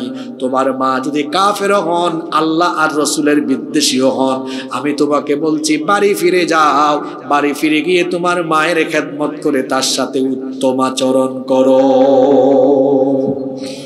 কি কথা বুঝতে পেরেছেন? তার মা হলেন কাফের, মা কি কাফেরা, সন্তানের গায়ে হাত তুলেছেন। নবীজি বলেছেন, আমার কিচ্ছু করার নাই। সলিমউদ্দিন কলিমউদ্দিন বিয়ে করেছে, বউ এসে তাকে বলেছে, তোমার মা তোমার বাপ আমাকে এই কথাটা বলেছে, এটা কি ঠিক করলো? সে তখন তার বাপকে মাকে ডেকে ধমকায়, আরে আপনার মা বাবা যদি আপনার বউয়ের উপরে আপনার উপর বেইনসাফিও করে, তাও আপনি সন্তান হিসাবে কোনো টু শব্দ করতে পারবেন না, মা বাবার সাথে বেয়াদবি করা যাবে না, উল্টা তাদের খেদমত করা লাগবে। কথা কি বোঝা যায়? মা বাবা বড় সেনসিটিভ জায়গা। পিতা মাতার সন্তুষ্টিতে আল্লাহ সন্তুষ্ট, পিতা মাতার অসন্তুষ্টিতে আল্লাহ অসন্তুষ্ট। পিতা মাতার সাথে যারা বেয়াদবি করে, এদের ক্যারিয়ার ধ্বংস, রাস্তার ফকির হয়ে যাবে, এরা কুকুরের মতো রাস্তাঘাটে মারা যাবে, এদের কোনো ভবিষ্যৎ নাই। দুনিয়াতে যারা সফল হয়েছেন, তারা মা বাবার খেদমত করে মা বাপকে খুশি করেছেন, আল্লাহ এদেরকে দুনিয়া আখিরাতে খুশি করে দিয়েছেন। সুবহানাল্লাহ। এজন্য মা বাবার সাথে কখনোই কোনো বেয়াদবি করা যাবে, হারাম করে দিয়েছেন কে? জোরে বলেন, হারাম করে দিয়েছেন কে? সাবধান। 4 নম্বর কবিরা গুনাহ হলো অন্যায়ভাবে রক্তপাত করা, মানুষের থেকে রক্ত ঝরানো, অন্যায়ভাবে কোনো মানুষকে হত্যা করা, এটাও হলো আরেকটা অন্যতম কবিরা। রব্বুল আলামিন কোরআনে কারীমের 3 নম্বর সূরা আলে ইমরানের 21 নম্বর আয়াত থেকে বলছেন, ইন্নাল্লাযীনা ইয়াকফুরুনা বিআয়াতিল্লাহি ওয়া ইয়াকতুলুনান নাবিয়্যিনা বিগাইরি হাক্কিন ওয়া ইয়াকতুলুনাল্লাযীনা ইয়া'মুরুনা বিল কিসতি মিনান নাসি ফাবাশশিরহুম বিআযাবিন আলীম। আল্লাহ তাআলা বলছেন, নিশ্চয়ই যারা আল্লাহর আয়াত সমূহকে অস্বীকার করে, অন্যায়ভাবে নবীদেরকে হত্যা করে এবং মানুষের মধ্য থেকে যারা ন্যায় এবং ইনসাফের আদেশ দেয়, তাদেরকে যারা অন্যায়ভাবে হত্যা করে, এদের জন্য জাহান্নামের কঠিন শাস্তি যিনি রেখেছেন, জোরে বলেন তিনি কি? খবরদার, অন্যায়ভাবে একজন মানুষের শরীর থেকে রক্ত ঝরানো যাবে না, অন্যায়ভাবে কোনো মানুষকে হত্যা করা যাবে না। কিয়ামতের দিন আল্লাহ যখন হাসরের মাঠে বিচার করবেন, আল্লাহ তাআলা তার বিচারকে দুই ভাগে ভাগ করে দিবেন। একটা বিচার হবে হাক্কুল্লাহ, আল্লাহর হকের, আরেকটা বিচার হবে হাক্কুল ইবাদ, বান্দার হকের। হাক্কুল্লাহ, আল্লাহর হক যা আছে, যেমন নামাজ, রোজা, হজ, যাকাত কিংবা আল্লাহর সাথে সংশ্লিষ্ট যত বিষয় আছে, এগুলোতে যদি বান্দা কোনো ধরনের ভুল ত্রুটিও করে, আল্লাহ যাকে চাইবেন মাফ করবেন, আল্লাহ যাকে চাইবেন না তাকে মাফ করবেন না। কিন্তু বান্দার হকের ব্যাপারটা সম্পূর্ণ আলাদা। বান্দার হকের বিচার কিয়ামতের ময়দানে হবে। যদি কোনো ব্যক্তি মানুষের হক নষ্ট করে কিয়ামতের ময়দানে হাজির হয়, তাহলে ওই ব্যক্তিকে সংশ্লিষ্ট ওই ব্যক্তি মাফ করবে না যতক্ষণ, কিংবা তার হক তার কাছে ফিরিয়ে দিবে না যতক্ষণ, ওই ব্যক্তিকে আল্লাহও মাফ করবেন না ততক্ষণ। আল্লাহ তাআলা হাসরের মাঠে যখন বিচার করবেন, তার হকের বিচার আরম্ভ হবে। নামাজের মাধ্যমে নামাজের হিসাব প্রথম হবে। হাক্কুল্লাহ, আল্লাহর হকের মধ্যে সবার আগে নামাজের হিসাব হবে। আর হাক্কুল ইবাদ, বান্দার হকের বিচার যখন আরম্ভ হবে, আল্লাহর নবী বলেছেন, আউয়ালু মা ইউকদা বাইনান নাসি ইয়াউমাল কিয়ামাতি, যখন বান্দার বিচার আরম্ভ হবে, যখন মানুষের হকের প্রসঙ্গ চলে আসবে, তখন সবার আগে অন্যায়ভাবে যারা মানুষের রক্ত ঝরিয়েছে, অন্যায়ভাবে যারা মানুষ হত্যা করেছে, তার হিসাব কিয়ামতে আগে হবে। এটা বড় ডেঞ্জারাস, বড় মারাত্মক কবিরা গুনাহ। আজ হর হামেশা অন্যায়ভাবে মানুষের শরীর থেকে মানুষ রক্তপাত ঘটাচ্ছে। আপন দুই ভাই সম্পদের কারণে এক ভাই আরেক ভাইয়ের গায়ে হাত তুলে। আপনাদের এলাকায় এগুলো নাই তো? বড় ভাই, যে কোনো পরিবারে তিনজন ব্যক্তি জালিম হয়ে যেতে পারে, মিলতে পারে। এখানে হয় বাপ বেইনসাফ হয়ে যাবে। কোনো বাপ আছে, ছেলে মেয়ে দুইটা তিনটা থাকলে একটারে বেশি কদর করে আর একটারে কম করে, আছে না নাই? এই বৈষম্যের কারণে পরিবারে দেখা যায় সমস্যা ঘটে। যদি কোনো বাপ তার ছেলে মেয়েদের মধ্যে ইনসাফ না করতে পারে, ওই পরিবারে সমস্যা হবেই। দুই নাম্বার, কোনো পরিবারে মাও বেইনসাফি হয়। এক ছেলেকে বেশি আদর করে আরেক ছেলেকে কম করে। যে ছেলে বেশি ইনকাম করে ওর পক্ষ থাকে, ও যেটাই করবে বলবে রাইট, সব রাইট। যে একটু কম ইনকাম করে তার পক্ষে নাই। এরকম আছে কিনা? হয় বাপ হবে, নইলে মা হবে, নইলে বড় ভাই হবে। বড় ভাই দেখা যায় ছোট ভাই বোনদের সব সম্পদ, পৈতৃক সম্পদ থেকে ছোট ভাই বোনদেরকে বঞ্চিত করে সে একাই সব মাইরা খায়া ফেলে। অথবা ভিন্ন ক্ষেত্রে এমন হয়, পরিবারে যদি কোনো ভাই বয়সে ছোট হয়, কিন্তু যদি কোনো রাজনৈতিক প্রভাব থাকে, তো বড় ভাই ছোট ভাই সবগুলারে বাইন্দা তারপরে তার পৈতৃক সম্পদ সে একাই ভোগ করে খায়। কি বলেন, এরকম আছে না নাই? কোন বড় ভাই যদি কোনো ছোট ভাইয়ের সম্পদ, কোন ছোট ভাই যদি কোনো বড় ভাইয়ের সম্পদ অন্যায়ভাবে ভক্ষণ করে, যদি কোনো ব্যক্তি অন্যায়ভাবে কারো এক হাত জমি দখল করে অন্যায়ভাবে ভোগ করে, কিয়ামতের দিন 7 তবকা জমিন তার কাঁধের উপরে যিনি ঝুলাই দিবেন তিনি কি? জুলুমের পরিণতি বড় অন্ধকার, বড় ভয়াবহ। ভাই হয়ে ভাইয়ের হক মারবেন না, ভাই হয়ে বোনের হক মারবেন না, গায়ে হাত তুলে রক্তপাত ঘটাবেন না। এই রক্তের বিচার কিয়ামতের দিন, বান্দার হকের মধ্যে রক্তের বিচার সর্বপ্রথম করবেন কে? আজ সম্পদের জন্য সন্তান তার মা বাপকে খুন করে ফেলে, ভাই তার ভাইকে খুন করে ফেলে, ইলেকশন নিয়ে ভাই ভাইকে খুন করে ফেলেছে। চট্টগ্রামে আমি যেখানে থাকি, ওই এলাকায় গত সিটি কর্পোরেশন নির্বাচনে মায়ের পেটের আপন দুই ভাই, এক ভাই আরেক ভাইয়ের পেটে সকাল 8টায় দিনের আলোতে ছুরি ঢুকায় তারে মাইরা ফেলছে। এরকম আছে না নাই বলেন? অন্যায় ভাবে যারা মানুষ হত্যা করে এরা নিকৃষ্ট, এরা মানুষের কাতারে পড়ে। অন্যায় ভাবে যারা মানুষের রক্ত ঝরায়, নিরপরাধীকে যারা অপরাধী বানায়া হত্যা করে, এরা কবিরা গুনাহে লিপ্ত। আরে আমার বাংলাদেশের দিকে তাকায় দেখেন, কত নিরপরাধ মানুষকে হত্যা করা হয়েছে। আজকে ট্রাইব্যুনালে দেখলাম, যারা ট্রাইব্যুনাল বানিয়েছে, আল্লাহর কি বিচার!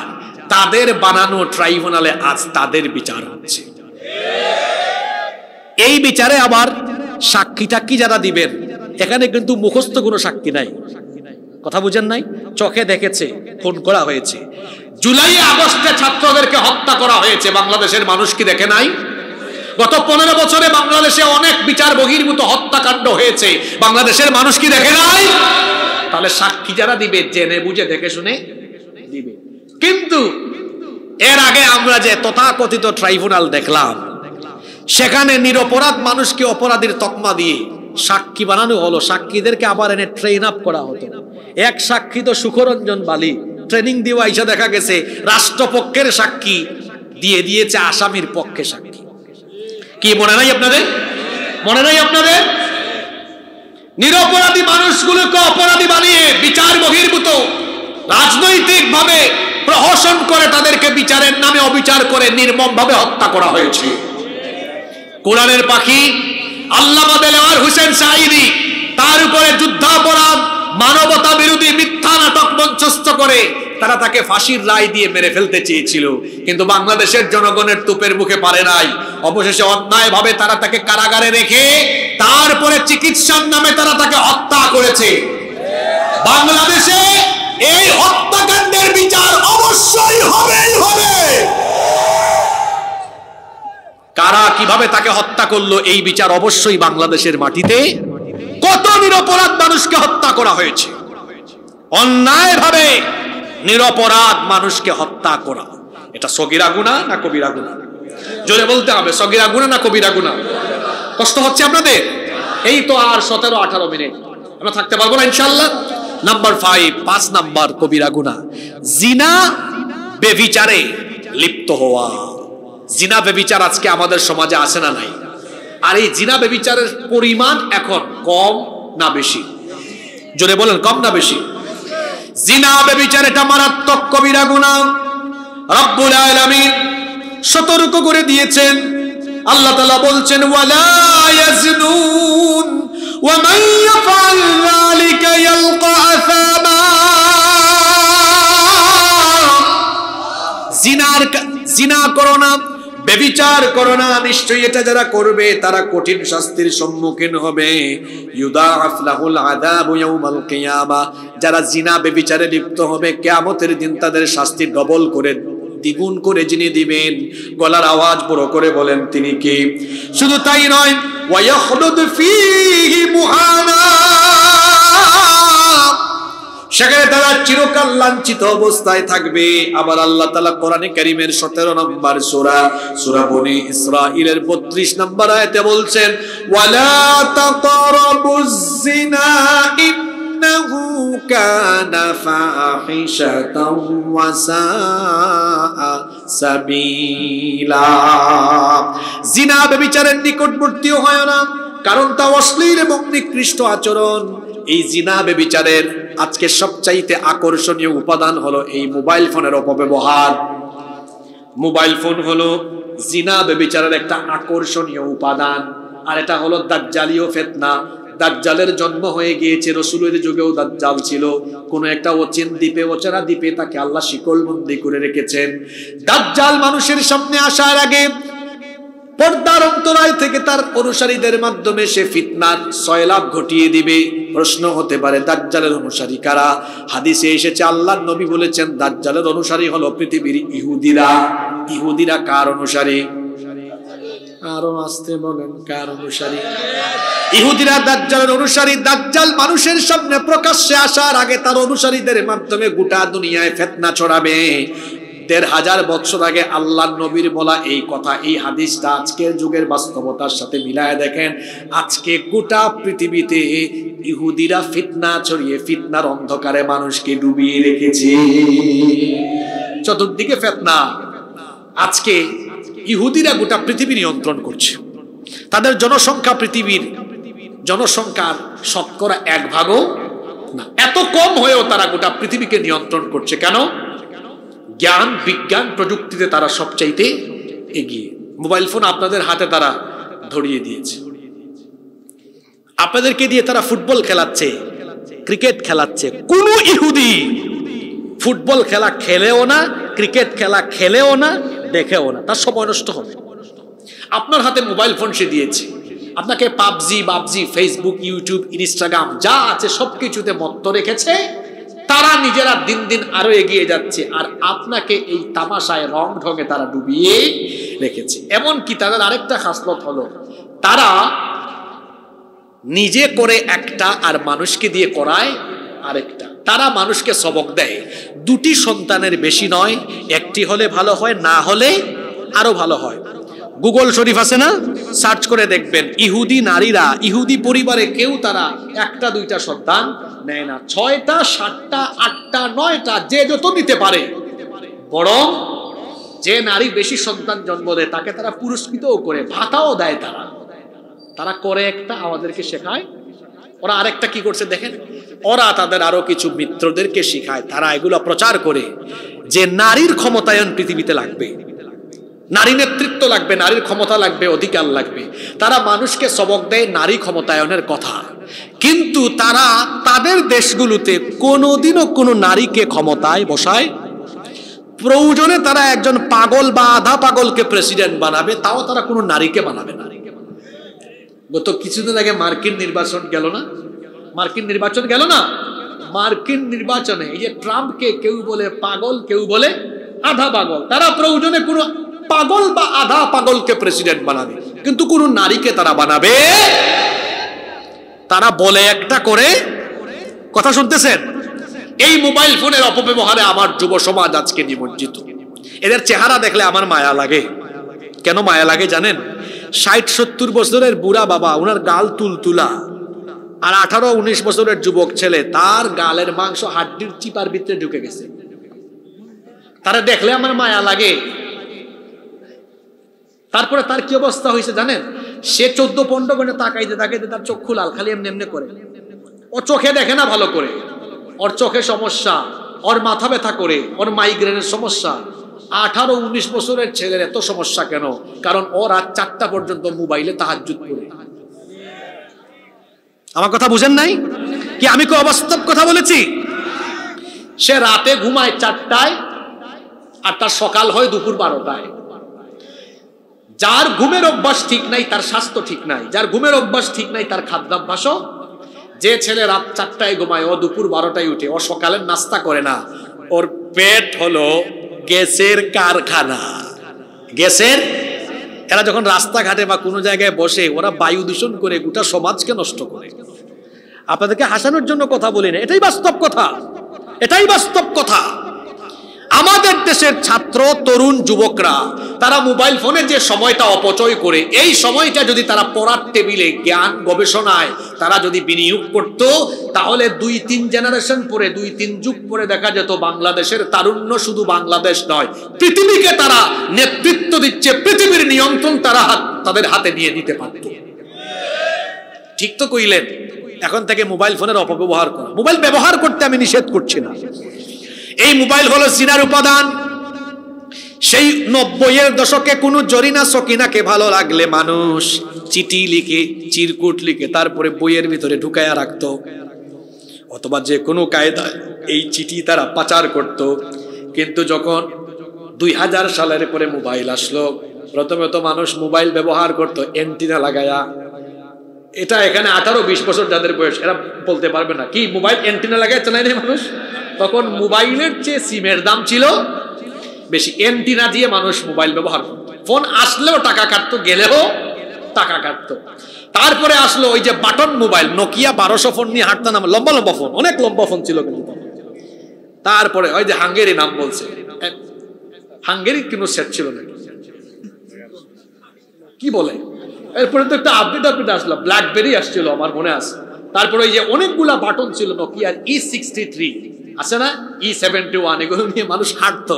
যার কাছে একটু বড় সড়ো মোবাইল থাকতো, লুঙ্গিটা গ্রামে টান মেরে ধরে তারপর মোবাইল ফোন এমনি এমনি নিয়ে হাঁটতো, দেখাইতো দেখো না হাতে কি একটা আছে। আমি জানি না আপনাদের এলাকায় এগুলো ছিল কিনা, ছিল। এরপরে তো 2012-13 সালে সম্ভবত অ্যান্ড্রয়েড ফোন চলে আসলো, স্মার্টফোন আসলো। তো বলছিলাম ওই মোবাইল ফোন আসার পর থেকে, যাই হোক, আগে বাটন টাটন ছিল, তাও শুধু কথা বলতো, কিরকম রং নাম্বারে। এরপরে তো ফেসবুক, ইউটিউব চলে আসা, এখন জিনা ব্যভিচারের দ্বার উন্মুক্ত হয়ে গিয়েছে। আজকের যুব সমাজ জিনা ব্যভিচারে আক্রান্ত হচ্ছে শুধুমাত্র এই তথ্য প্রযুক্তির অপব্যবহারের কারণে। আমি বলছি না এটা ব্যবহার করবেন না, ব্যবহার করবেন সঠিক ব্যবহার। মোবাইলে বেশি সময় বিনিয়োগ করবেন না। জিনা ব্যভিচারের যত উপাদান আছে সেগুলো থেকে নিজেকে দূরে রাখবেন। আমার ভাইয়েরা, কি করে আপনি আপনাকে জিনা ব্যভিচার থেকে বাঁচাতে পারবেন সেই কথা বলছি। এই মোবাইল হাতে নিয়ে আপনি যদি কোনো একা রুমে যে কোনো একটা ভিডিও দেখেন, আশেপাশে কেউ নাই, কি দেখছেন কেউ জানে না, কিন্তু আপনি একাকী, কি দেখছেন কি শুনছেন কেউ না জানলেও যিনি জানেন তিনি কে? যাদের হৃদয়ে আছে আল্লাহর ভয়, তারা কভু পথ ভুলে যায় না। আল্লাহর প্রেম ছাড়া এই দুনিয়ায় কারো কাছে কোনো কিছু চায় না, কারো কাছে কোনো কিছু চায় না। অন্তরে রাখতে হবে কার ভয়? জোরে বলেন, কার ভয়? আমার ভাইয়েরা, হারাম রিলেশনে সম্পৃক্ত করার চেষ্টাও করবেন না নিজেকে, কারণ হারামে কোনো আরাম পাওয়া। আমি বিয়ের উদ্দেশ্যে প্রেম করতেছি, অসুবিধা কি? যেটা করতেছেন ওইটাই তো হারাম, ওইটাই তো। মেয়েদেরকে সম্মান করবেন, রাস্তাঘাটে কোনো মেয়ে পেলে তাকে অসম্মান করবেন না, বাজে আচরণ করবেন না। আমার একটা ঘটনা মনে পড়লো, এই ঘটনা থেকে আপনার জন্য শিক্ষা আছে, আশা করছি জিনা থেকে বাঁচাতে পারবেন নিজেকে ইনশা। ঘটনাটা কি বলবো? আল্লাহর নবী কিছু সাহাবীকে নিয়ে বসে আছেন, এক লোক এসে বললেন, ইয়া রাসূলুল্লাহ, বলেন আমার সাথে সাল্লাল্লাহু আলাইহি ওয়াসাল্লাম, রাস্তাঘাটে নারীদেরকে দেখলে আমার জিনা করতে মন চায়। কি করতে মন চায়?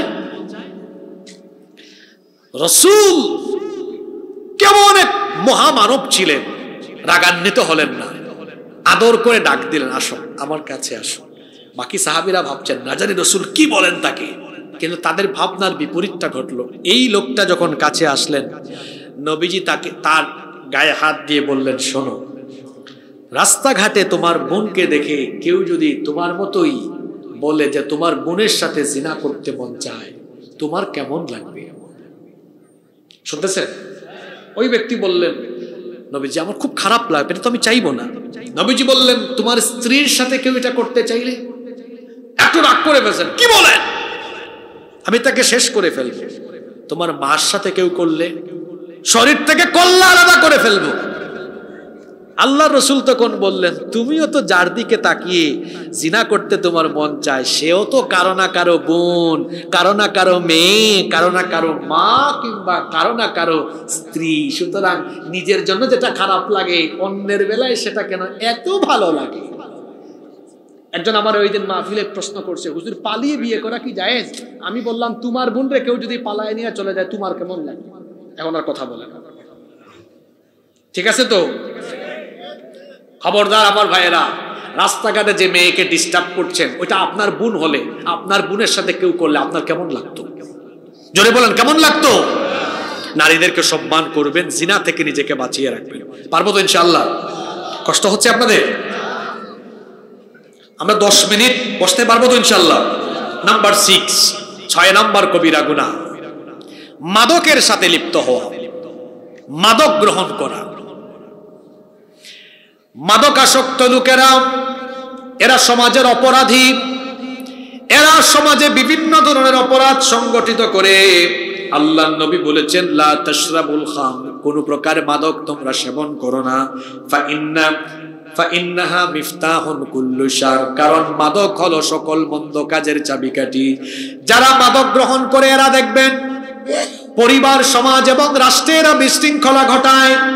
রব্বুল আলামিন এই জন্য কোরআনে কারীমের 5 নম্বর সূরা সূরাতুল মাইদা এর 90 নম্বর আয়াতে বলছেন, ইয়া আইয়ুহাল্লাযীনা আমানু ইন্নামাল খামরু ওয়াল মাইসিরু ওয়াল আনসাবু ওয়াল আজলামু রিজসুম মিন আমালিশ শাইতান। আপনারা উঠতেছেন কেন?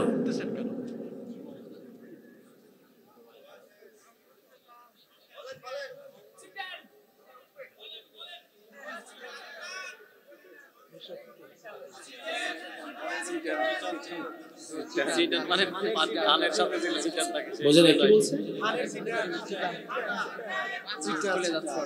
না, এই ধরনের ফালতু শ্রোতাদেরকে দিয়া মাহফিল করবেন না, করবেন না।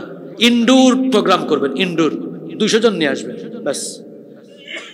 এরা পরিবেশকে কি করে, আমার প্রোগ্রাম এখানে রেকর্ড আছে, সালাম দিয়ে এই পর্যন্ত যতগুলো কথা বলেছি একটা কথা কি অপ্রয়োজনীয় আছে?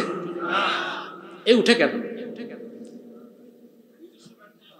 আমি বলি না, আমি বলি শেষ করি। এরা তো পরিবেশ নষ্টকারী শ্রোতা। এদেরকে আগামী থেকে কোনো মাহফিলে যে উঠবে একদম কান ধরে বের করে দিবেন। বেয়াদব। এরা কার শ্রোতা বলবো? ওইটাও বলে ফেল। না দাঁড়ান, মাহফিলে কিছু আজান দেবেন না, বক্তা আসে না, গজল গায়, আজান দেয়, গান গায়, 1 ঘন্টা বক্তব্য দেয়, 2টা আয়াত বলে না, 2টা হাদিসও বলে না। এই ভাই কথা বলবেন না। এ ধরনের শ্রোতাদেরকে এনে মাহফিলের পরিবেশ নষ্ট করবেন না। প্রয়োজনে মাহফিল বন্ধ করে মসজিদের ভেতরে একদম পারফেক্ট 100-200 শ্রোতা নিয়ে প্রোগ্রাম করবে। কারণ যুগ জামানা পাল্টে দিতে চাই না অনেকজন, একজনই আনতে পারে জাতির জাগরণ। বাংলাদেশে হুজুরদের ফ্যান ফলোয়ার কম না বেশি? সব থেকে বেশি। এরপরেও বাংলাদেশ হুজুররা চালাইতে পারে না কেন?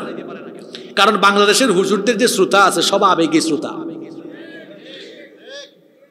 সমাজ রাষ্ট্র পরিচালনার জন্য জনসমর্থনের চাইতে গুরুত্বপূর্ণ হলো প্রভাবশালী প্রতিষ্ঠান তৈরি করা। প্রভাবশালী প্রতিষ্ঠান থাকলে পরে ওই প্রতিষ্ঠানগুলো থেকেই কিন্তু এর জন্য ওই জায়গা থেকেই সবচেয়ে বেশি সুপারিশ আসে। আজকে দেখেন আমেরিকায় কে মার্কিন প্রেসিডেন্ট নির্বাচনে প্রেসিডেন্ট হবে, এটা ইহুদিরা ঠিক করে দেয়। কারণ ইহুদিদের সহযোগিতা ছাড়া মার্কিন প্রেসিডেন্ট তিনি তার প্রেসিডেন্সিয়াল কোনো কার্যক্রম চালাতে পারবেন। বাংলাদেশে দেখেন 15 বছর তো জনগণ লাগে নাই, শুধু পেটুয়া বাহিনী আর কিছু প্রভাবশালী প্রতিষ্ঠানকে মিডিয়াকে হলুদ বানিয়ে দিয়ে থেকে গিয়েছে। এমনকি এখনো পর্যন্ত দেখেন জুলাই আগস্টে রক্ত দিয়েছে এক গ্রুপ, উপদেষ্টা পরিষদের 4-5 জন ছাড়া বাকি সবাই ক্ষমতা পাইছে, ক্ষমতার মজা নাই, এক গ্রুপ রক্ত দিয়েছে আরেক গ্রুপ। বেশিরভাগই প্রথম আলো আর ডেইলি স্টারের মান। কথা বুঝেন নাই আপনি? এই ধরনের আবেগী শ্রোতার কোনো দরকারই নাই। আর রাজশাহীতে এমন মানুষ আছে, এটা আমার কল্পনারও বাইরে। আমি তো কিছুদিন আগে এখানে তালন্দ তানোর আছে না, কথা বললাম 2টা ঘন্টা, খুব ভালো লেগেছে মানুষকে। আজকে দিনের বেলা আমি চাঁপাইনবাবগঞ্জে ছিলাম, 2 ঘন্টা বক্তব্য রাখলাম, নড়াচড়া করতে দেখি না মানুষকে। কি হলো এখানে?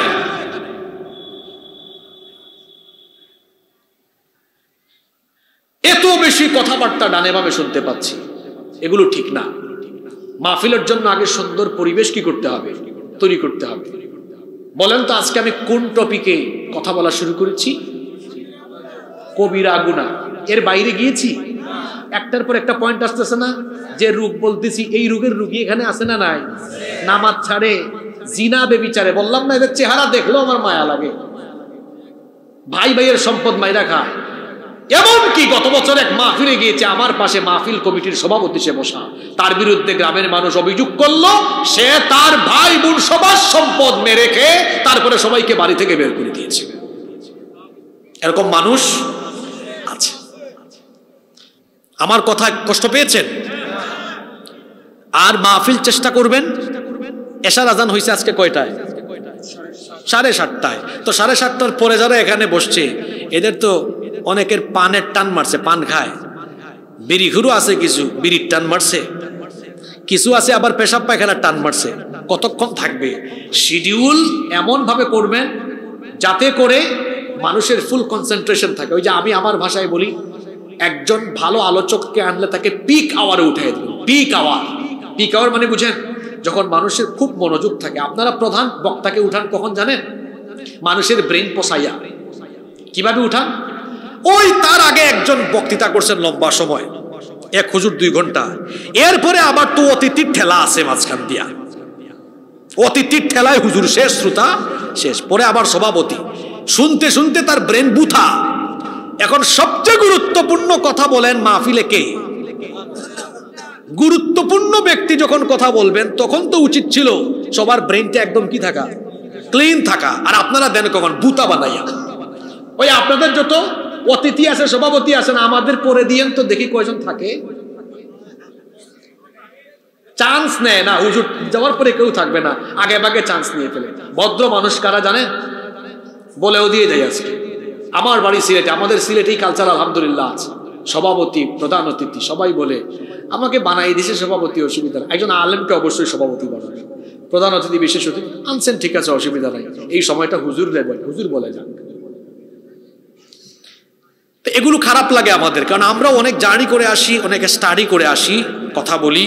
যখন এই পরিবেশগুলোকে নষ্ট করা হয় তখন আমাদের নিজেদের খারাপ লাগে। ওই যে আমি বললাম, জনগণের ব্রেন ভূতা বানাইয়া, দেখবেন বাংলাদেশের বেশিরভাগ মাহফিলে প্রধান বক্তা উঠায় মানুষের ব্রেন ভূতা বানাইয়া। আপনাদের গত বছরের মাহফিলটা তার চেয়ে বেশ ভালো ছিল দিনের বেলা। হ্যাঁ, দূর দূরান্ত থেকেও মানুষ আসছে যারা ছিল। দেখি এই গ্রামের কে কে আছেন, হাত তুলে। আরেক জিনিসের পরীক্ষা হোক, মাশাআল্লাহ, দেখে হাত নামান। এই এলাকার বাহির থেকে কে কে আসছেন? বুঝছি, হাত নামাই ফেলেন। যা বুঝার বুঝে ফেলছি, আর আমার বলা লাগবে না। ইন্না লিল্লাহি ওয়া ইন্না ইলাইহি। ঠিক আছে ভাই, আপনার কথা। আমি 10 মিনিট না, আরো 5 মিনিট বাড়াইলাম, 15 মিনিট আপনাদের সম্মানে আমি আজকে কথা বলবো। মন ভরে গেছে আমার, মন ভরে গেছে আমার। আমি ভাবছিলাম এখনই শেষ করব, কিন্তু আপনাদের প্রতি সম্মান জানি আমি আরো 15 মিনিট কথা বলবো। রাজি আছেন আপনারা? আপনাদের গ্রামের ঠিকানা আমার সফর সঙ্গীকে দিয়ে যাবেন। আগামী বছর আল্লাহ বাঁচালে আপনাদের এলাকা সফর করব। আমার আপনাদের মতো শ্রোতা দরকার, ওই তালন্দ মাঠের শ্রোতার মতো, ওই গ্রামের মানুষের মতো মানুষ দরকার, যারা বসে বসে শুনবে।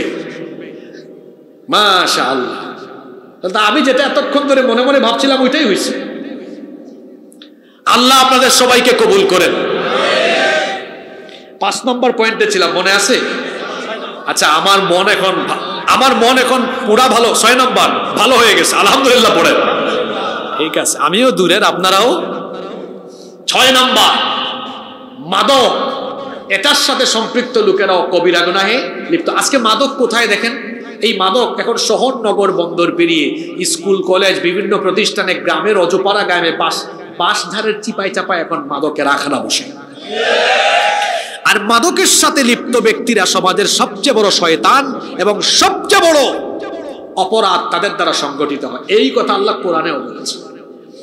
রব্বুল আলামিন কোরআনে কারীমের 5 নম্বর সূরা সূরাতুল মাইদা এর 90 নম্বর আয়াতে বলছেন, ইয়া আইয়ুহাল্লাযীনা আমানু ইন্নামাল খামরু ওয়াল মাইসিরু ওয়াল আনসাবু ওয়াল আজলামু রিজসুম মিন আমালিশ শাইতান। হে ঈমানদাররা, তোমরা মাদক, জুয়া, ভাস্কর্য, প্রতিমা, ভাগ্য নির্ণায়ক তীর, এগুলোর ব্যাপারে সতর্ক হও, কারণ এগুলো হলো রিজসুম মিন আমালিশ শাইতান। এগুলো শয়তানের কাজ। শয়তান এগুলো দিয়ে কি চাই শোনো, আল্লাহ পরের আয়াতে বলছেন, ইন্নামা ইউরিদুশ শাইতানু আইয়ুকিআ বাইনাকুমুল আদাওয়াতা ওয়াল বাগদাআ ফিল খামরি ওয়াল মাইসিরি ويصدكم عن ذكر الله وعن الصلاة فهل أنتم منتهون। আল্লাহ তাআলা বলছেন, নিশ্চয়ই শয়তান চায় মাদকের মাধ্যমে, জুয়ার মাধ্যমে তোমাদের মধ্যে ক্লেশ বাড়াতে, বিদ্বেষ বাড়াতে, তোমাদের মধ্যে বিশৃঙ্খলা ঘটাতে। এই আয়াতের সাথে বাস্তবতা মিলিয়ে দেখবেন যারা মাদকের সাথে সম্পৃক্ত, এদের দ্বারা সমাজে অপরাধ সংগঠিত হয়। মাদকের সাথে লিপ্ত ব্যক্তি, যার কাছে মাদক সেবনের পয়সা থাকে না, তখন দেখা যায় সে তার বউয়ের গায়ে হাত তুলে, তুই তোর বাপের বাড়ি যা, আমার জন্য কিছু পয়সা নিয়ে আয়, তারপরে আমি মাদক গ্রহণ করব।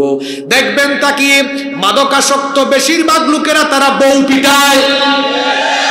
মাদকাসক্ত লোকেরা চোর হয়, কারণ তার মাদকের জন্য যখন টাকা থাকে না তার বাপের পকেটে হাত ঢুকায়, মায়ের ব্যাগে হাত দেয়, পরিবারে সে চুরি করে, কিংবা যদি পরিবার থেকে চুরি করতে না পারে দেখা যায় দিনে দুপুরে রাস্তাঘাটে তারা চুরি ডাকাতি আর ছিনতাইয়ের মতো অপকর্ম করে। মাদকের সাথে সম্পৃক্ত লোকেরা হয় অপরাধী। একদিকে এরা সমাজে অপরাধ সংগঠিত করে, অন্যদিকে এরা কবিরা গুনাহে লিপ্ত হয়ে যায়, যার কারণে তার কোনো ইবাদত কবুল হয় না। এজন্য মাদক থেকে নিজেকে বাঁচাতে হবে। 7 নাম্বার হলো জুয়া। আজকে জুয়া সমাজে এমন ভাবে ছড়িয়ে পড়েছে, IPL খেলা হয় ইন্ডিয়ায়, জুয়ার বাজি হয় রাজশাহীর বাগমারায়, BPL খেলা হয় ঢাকায়, জুয়ার বাজি হয় রাজশাহীতে। এইরকম করে তরুণ তরুণ কিশোর কিশোর ছেলেরা এরা আজকে জুয়ায় আসক্ত হয়ে পড়ছে। জুয়াখোরেরা অপরাধী হয়, বহু জুয়াখোর জুয়া খেলায় তার বউকে পর্যন্ত বাজি ধরে ফেলে। জুয়ায় হেরে সব সম্পত্তি হারিয়ে ফেলেছে, এমন বহু নজিরও আছে না নাই? জুয়া হলো আরেকটা মারাত্মক কবিরা গুনাহ। এটার সাথে যারা লিপ্ত হয় এরা আল্লাহর ক্ষমা থেকে বঞ্চিত হয়ে যায়। 8 নাম্বার কবিরা গুনাহ হলো হারাম খাওয়া, আর এর মধ্যে অন্যতম হলো সুদ খাওয়া। সুদের সাথে যে ব্যক্তি সম্পৃক্ত সেই ব্যক্তি অনেকগুলো অপরাধ করছে। যেমন প্রথমত হলো যারা সুদখোর তারা সরাসরি আল্লাহ এবং রাসূলের সাথে যুদ্ধ ঘোষণা করেছে। যারা সুদ খায়, অন্য আয়াতে আল্লাহ বলেছেন শয়তানের আসর করা রোগীর নাই, কিয়ামতের মাঠে তারা দণ্ডায়মান হবে। এমনকি আল্লাহর নবী সুদখোর এবং সুদের সাথে সম্পৃক্ত ব্যক্তিদেরকে লানত দিয়েছেন। যারা সুদ খায়, যারা সুদ দেয়, যারা সুদের সাক্ষী হয় এবং যারা সুদের বিষয়ে লেখালেখি করে তাদের সকলের উপরে লানত দিয়েছেন মুহাম্মদ সাল্লাল্লাহু আলাইহি ওয়াসাল্লাম। আজকে সুদ এমন ভাবে সমাজে ছড়িয়ে পড়েছে, সুদখোরের অভাব নাই। এমন এমন ব্যক্তি আছে চেহারার দিকে তাকালে বোঝাও যায় না সুদ খায়, পজিশনও নিয়ে আছে, বড় পজিশন। অনেক জায়গায় তো এমনও আছে মসজিদ কমিটির সভাপতি, আবার ওই এলাকার সবচেয়ে বড় টাটকা সুদখোর সে। আছে না নাই? সুদে পয়সা খাটায়, সুদে টাকা দেয়।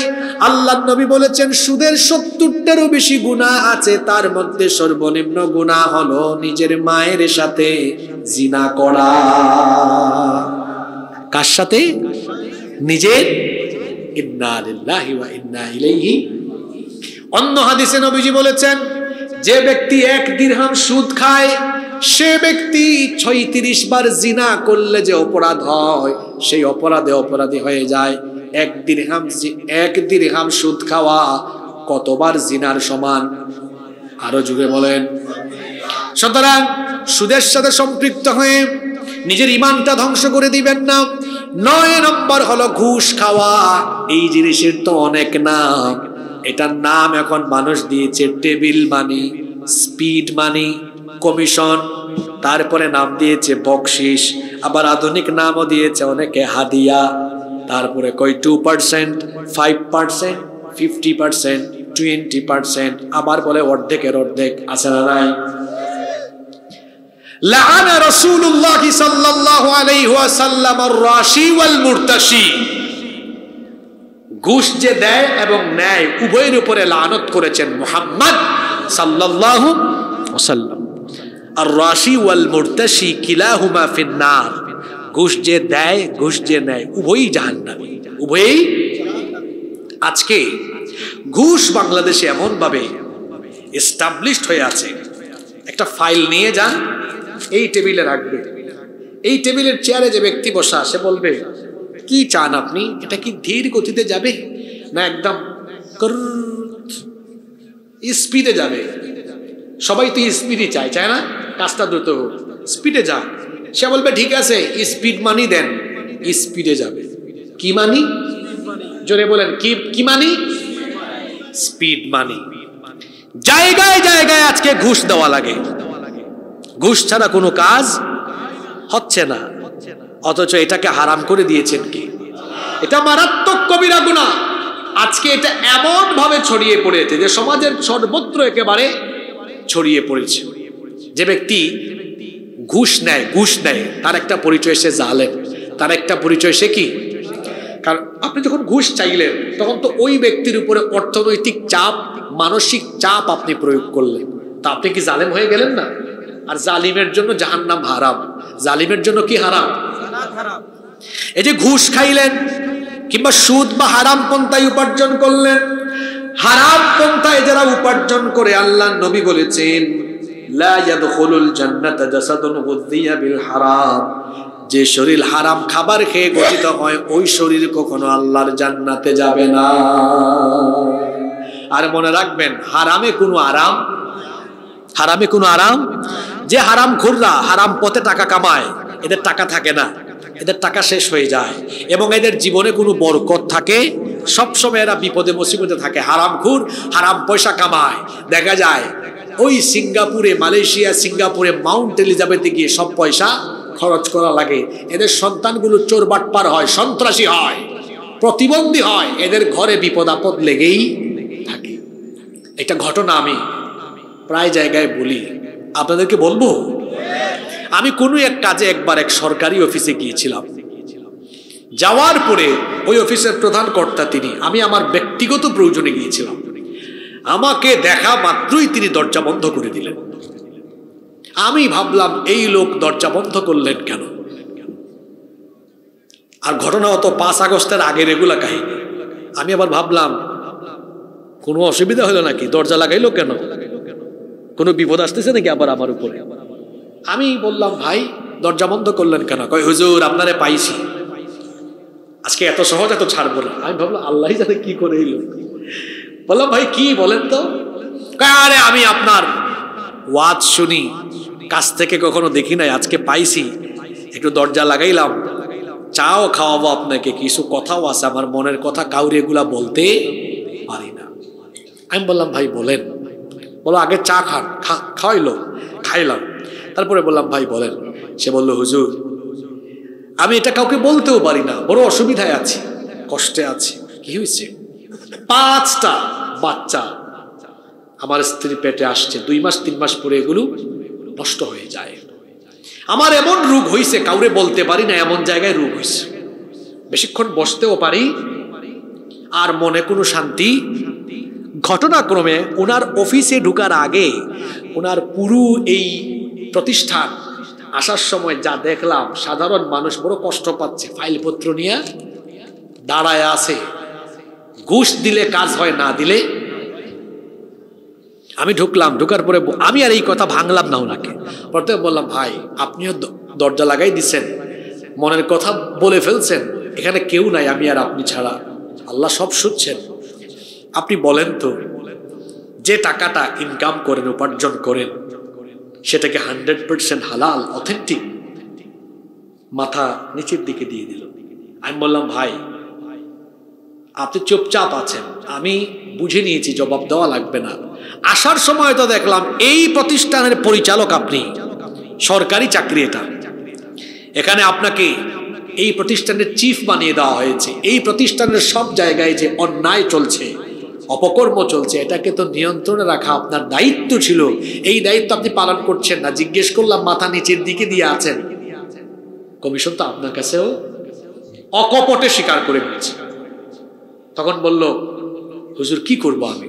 আমি বললাম ছেড়ে দেন, এটা আল্লাহ বরকত দিয়ে দিবেন। 1.5 বছর পরে দেখা হয়েছে, আবার দেখা হয়েছে। বললাম ভাই সাহেব কি খবর? কয় হুজুর আলহামদুলিল্লাহ সন্তান একটা হয়ে গেছে। আর কি খবর? কয় আমার যে রোগ ছিল না, এমন জায়গায় বলাও যায় না, ওইটা আল্লাহ ভালো করে দিছে। আর কি খবর?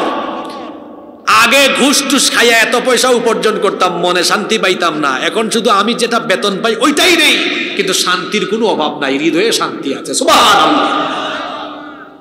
এই ঘটনাটা আমি প্রায় জায়গায় বলি, এই জন্য হারামের মধ্যে কোনো আরাম, হারাম থেকে বাঁচতে হবে। আর যে ব্যক্তি হারাম খায়, ওই হারামখোরের কোনো ইবাদত, কোনো দোয়া, কোনো মুনাজাত আল্লাহর কাছে কবুল হয়। এজন্য হারাম থেকে বেঁচে থাকতে হবে। সুদ হোক, ঘুষ হোক, আর সেটা অন্য যে কোনো ধরনের হারাম পন্থা হোক, সেটা সবগুলো কবিরা গুনাহ। এটা থেকে নিজেকে বাঁচিয়ে রাখতে। নাম্বার 10 এবং সর্বশেষ হলো, অনেক কষ্ট দিয়ে ফেলছি আপনাদেরকে, তাই না? গান বাজনা, এটা তো এখন আমাদের ঘরে ঘরে ঢুকে গিয়েছে, তাই না? আর কোনো বাড়িতে বিয়ে শাদী হলে গান বাজনা ছাড়া যেন বিয়ের উদ্বোধনী হবে না। আসে না নাই? আপনারা আমাকে বলেন তো, বিয়ে শাদী এটা কি শুধু সামাজিক অনুষ্ঠান না ইবাদত? জোরে বলেন। তো বিয়ের মতো একটি পবিত্র অনুষ্ঠান শুরু হচ্ছে গান বাজনার মতো নাপাক আর অপবিত্র জিনিস দিয়ে। বিশ্বাস করেন, ওই ছেলে আর মেয়ের দাম্পত্য সম্পর্ক থেকে যেগুলা পয়দা হবে এগুলাও সব থাকদিন না দিন দিন ঝাঁকানাকা মার্কাই হবে। কারণ এদের শুরুটা ভালো ছিল। গান বাজনা এটাকে হারাম করে দিয়েছেন কে? তবে যেই গানে, যেই সঙ্গীতের মধ্যে আল্লাহ রাসূলের প্রেম জাগ্রত হয় সেটা মানুষ গাইবে, লিখবে, বলবে, কোনো অসুবিধা নাই। যেখানে আল্লাহর শান, রাসূলের শান আছে, এটা বললে বা শুনলে বা গাইলে সেখানের মধ্যে হৃদয়ের খোরাক বা প্রশান্তি আছে না নাই? আছে না? তোমার নামে যদি গান গাওয়া হয়, গান সুন্দর হয় তোমার নামে। কার নামে? তোমার নামে যদি গান গাওয়া হয়, গান সুন্দর হয়। তোমার সৃষ্টি পানে যদি চাওয়া হয়, চোখ সুন্দর হয়। তোমার নামে যদি গান গাওয়া হয়, গান সুন্দর হয়। আল্লাহর নামের গানও যেমন সুন্দর, আল্লাহও তেমন। দুনিয়া সুন্দর, মানুষ সুন্দর, আসমান সুন্দর, জমিন সুন্দর, সুন্দরে সুন্দরে পাল্লা। জানি না কত সুন্দর তুমি আল্লাহ, জানি না কত সুন্দর তুমি আল্লাহ। সুবহানাল্লাহ। যেখানে আল্লাহর নামের গুণগান আছে সেটার মধ্যে মজা আছে না নাই? আবার যেখানে রসুল প্রেম আছে সেখানেও মজা। রসুল আমার ভালোবাসা, রসুল আমার আলো আশা, রসুল আমার প্রেম বিরহের মূল আলোচনা, রসুল আমার কাজে কর্মে অনুপ্রেরণা। মজা আছে না নাই? ভুবনের প্রিয় মুহাম্মদ এলো রে দুনিয়ায় রে সাগর। আমার মহব্বতের মানুষ জাতীয় কবি কাজী কি লিখেছেন নবীকে নিয়ে? এত সুন্দর সুন্দর সঙ্গীত তিনি আমার নবীকে লিখেছেন, আমার নবীকে নিয়ে লিখেছেন। তিনি কতটা নামাজি ছিলেন আমি জানি না, কিন্তু কি আবেদন আল্লাহর কাছে তার। হ্যাঁ, তার মারা যাওয়ার পরে তার কবরটাও যেন একদম মসজিদের পাশে হয়, যেন তিনি আজান শুনেন। সুবহানাল্লাহ। কি লিখে গেলেন? মসজিদেরই পাশে আমায় কবর দিও ভাই, যেন ঘুরে থেকে মুয়াজ্জিনের আযান শুনতে পাই। মসজিদেরই পাশে আমায় কবর দিও ভাই, আমার ঘরের পাশে দিয়ে ভাই নামাজিরা যাবে, পবিত্র সেই পায়ের ধ্বনি এ বান্দা শুনতে পাবে। ঘোর আযাব থেকে গুনাহগার পাইবে রেহাই, মসজিদেরই পাশে আমায় কবর দিও ভাই। আল্লাহু আকবার। কোন জায়গায় হাত দেন নাই তিনি? হ্যাঁ, ঈদের সময় সেখানেও খুশি করবে মুসলমান, সেখানেও সুস্থ সংস্কৃতি লালন করবে, ঈদ নিয়েও লিখে গেলেন। এটাকে আমার দেশের কিছু শয়তান মিউজিক ঢুকায়া এই গানটাকে বেজ্জত বানায় ফেলেছে, অথচ আমার জাতীয় কবি লিখেছেন এটা। অমন রমজানের ওই রোজার শেষে এলো খুশির ঈদ, তুই আপনাকে আজ বিলিয়ে দেশ আসমানি তাগিদ। আজ সোনা দানা বালা খানা সব রহে লিল্লাহ, তোর সোনা দানা বালা খানা সব রহে লিল্লাহ, দে যাকাত মুর্দা মুসলিমেরা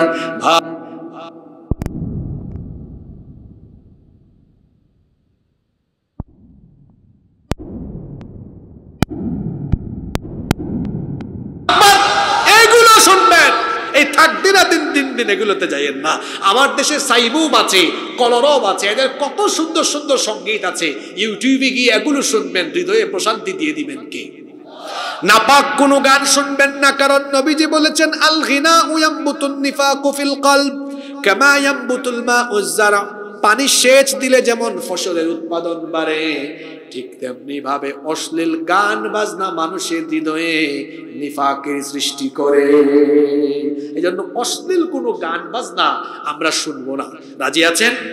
কারণ এটা সগীরা গুনাহ না কবিরা গুনাহ? সগীরা না কবিরা গুনাহ? ধারাবাহিক ভাবে আজকে কয়টা কবিরা গুনার কথা বললাম। এই কবিরা গুনাহগুলো সমাজে আছে না নাই? ওয়াজ কি বাস্তবের সাথে মিল আছে না উপরে উপরে মেরা দিছি? দেখি তো কি মনে রাখছেন। 1 নাম্বার আল্লাহর সাথে, 2 নাম্বার ফরজ নামাজ, 3 নাম্বার মা বাবার সাথে বেয়াদবি, 4 নাম্বার অন্যায় ভাবে মানুষ হত্যা করা, 5 নাম্বার জিনা ব্যভিচার করা, 6 নাম্বার মাদকের সাথে লিপ্ত হওয়া, 7 নাম্বার জুয়া খেলা, 8 নাম্বার সুদ, 9 নাম্বার ঘুষ, 10 নাম্বার গান বাজনা। এই 10টা অপরাধ সমাজে আছে তো। এই 10টা অপরাধ থেকে যদি আমরা আমাদেরকে বাঁচাতে পারি, আরো আছে কবিরা গুনাহ, কিন্তু শেষ না, আরো আছে। আমি বাছাই করে কয়েকটা বললাম যেগুলা সমাজে বেশি চলছে। এই কবিরা গুনাহ থেকে আমরা যদি এগুলা সহ আরো যত কবিরা গুনাহ আছে, সকল কবিরা গুনাহ থেকে যদি আমরা আমাকে বাঁচাতে পারি, ওই যে সূরা নিসার 31 নম্বর আয়াত শুরুতে তেলাওয়াত করছিলাম, আল্লাহ বলেছেন কবিরা গুনাহ থেকে তুমি বাঁচো, তোমার সগীরা গুনাহ আমি আল্লাহ মাফ করে দেব। সুবহানাল্লাহ। তাহলে গুরুত্বপূর্ণ কথা হলো ফরজ নামাজ, ফরজ নামাজ, নামাজ নামাজ নামাজ এবং নামাজ। আজকের ফরজ নামাজ, ফজরের নামাজ আমরা কি কাজা করব ইনশাআল্লাহ? আমার অ্যাক্টিভ শ্রোতারা আছেন, জবাবও আছে। ওই যে কোনেক ভাই এখানে বলছিলেন, ওই যে আমরা বলি সুসা, আপনারা কি বলেন জানেন? চিটা। ওই চিটাগুলা বিদায় হয়েছে, অসুবিধা নাই, কাজের কাজে দুইজনই যথেষ্ট, ঠিক কিনা? এই প্রশ্নটা আমাকে খাওয়া দাওয়ার সময়ও করা হয়েছে যে মহিলাদের মাথার চুল বিক্রি করা এটা জায়েজ আছে কিনা। আমি তো এত বড় আলেম নই, উলামাদের কথা আপনাদেরকে বলছি। উলামা মাশায়েখদের সবার বক্তব্য ব্যাপারে যে মাথার চুল এটা বিক্রি করা উচিত নয়। অনেক জায়গায় আছে ফেরিওয়ালারা, আমি জানি না আপনাদের এলাকায় আপনারা কি ফেরিওয়ালা বলেন না অন্য কিছু বলেন, ফেরিওয়ালারা এগুলো কিনে নেয়। এমনকি 1 কেজি চুল দেখা যায় যে 10,000 না আরো বেশিও আছে, 20,000, 22,000, 25,000 টাকা দামে বিক্রি হচ্ছে। তো মানুষের শরীরের কোনো অঙ্গ প্রত্যঙ্গ বা চুল এগুলো বিক্রি করা জায়েজ নয়। উলামায়ে কেরামের সর্বসম্মত মত হলো এটা বিক্রি করা জায়েজ। উলামায়ে কেরাম এই ক্ষেত্রে বলেন যে মাথার চুল যদি পড়ে, পুরুষ মানুষ তো মাথার চুল কি করে কর্তন করে, নারীরা তো অনেকে কাটেন না বা অনেকে মাঝে মাঝে হয়তো কাটেন, কিন্তু এই চুলগুলো উলামায়ে কেরাম বলেছেন যে দাফন করে দেওয়া, অর্থাৎ মাটির নিচে পুঁতে দেওয়াই উত্তম, বা এমন কোনো জায়গায় ফেলা যাতে করে এখান থেকে আবার এগুলি কি হয় না ছড়ায়, এটাই উত্তম। কিন্তু এটা বিক্রি করা এটা শরীয়ত সম্মত নয়, এটা নাজায়েজ এবং হারাম একটি কাজ। এটা থেকে আমরা আমাদের নিজেদেরকে, নিজেদের পরিবারের নারীদেরকে এবং আমরা আমাদের সমাজকে আমরা এটা থেকে সেফ রাখবো। ইনশাআল্লাহ পারবেন তো? ইনশাআল্লাহ পারবেন তো? অনেক কষ্ট দিয়েছি আপনাদেরকে। আমি যদি আমার মনের অজান্তে কোনো কটু কথা বলে আপনাদেরকে কষ্ট দিয়ে থাকি, আল্লাহর ওয়াস্তে ক্ষমা করে দিবেন। যদি মনের অজান্তে কোনো ভুল কথা বলি, আল্লাহ সেগুলো আপনাদের স্মৃতি থেকে মুছে দেন। আর যত ভালো কথা বলেছি, আল্লাহ আমাদের সবাইকে আমলের তৌফিক দেন।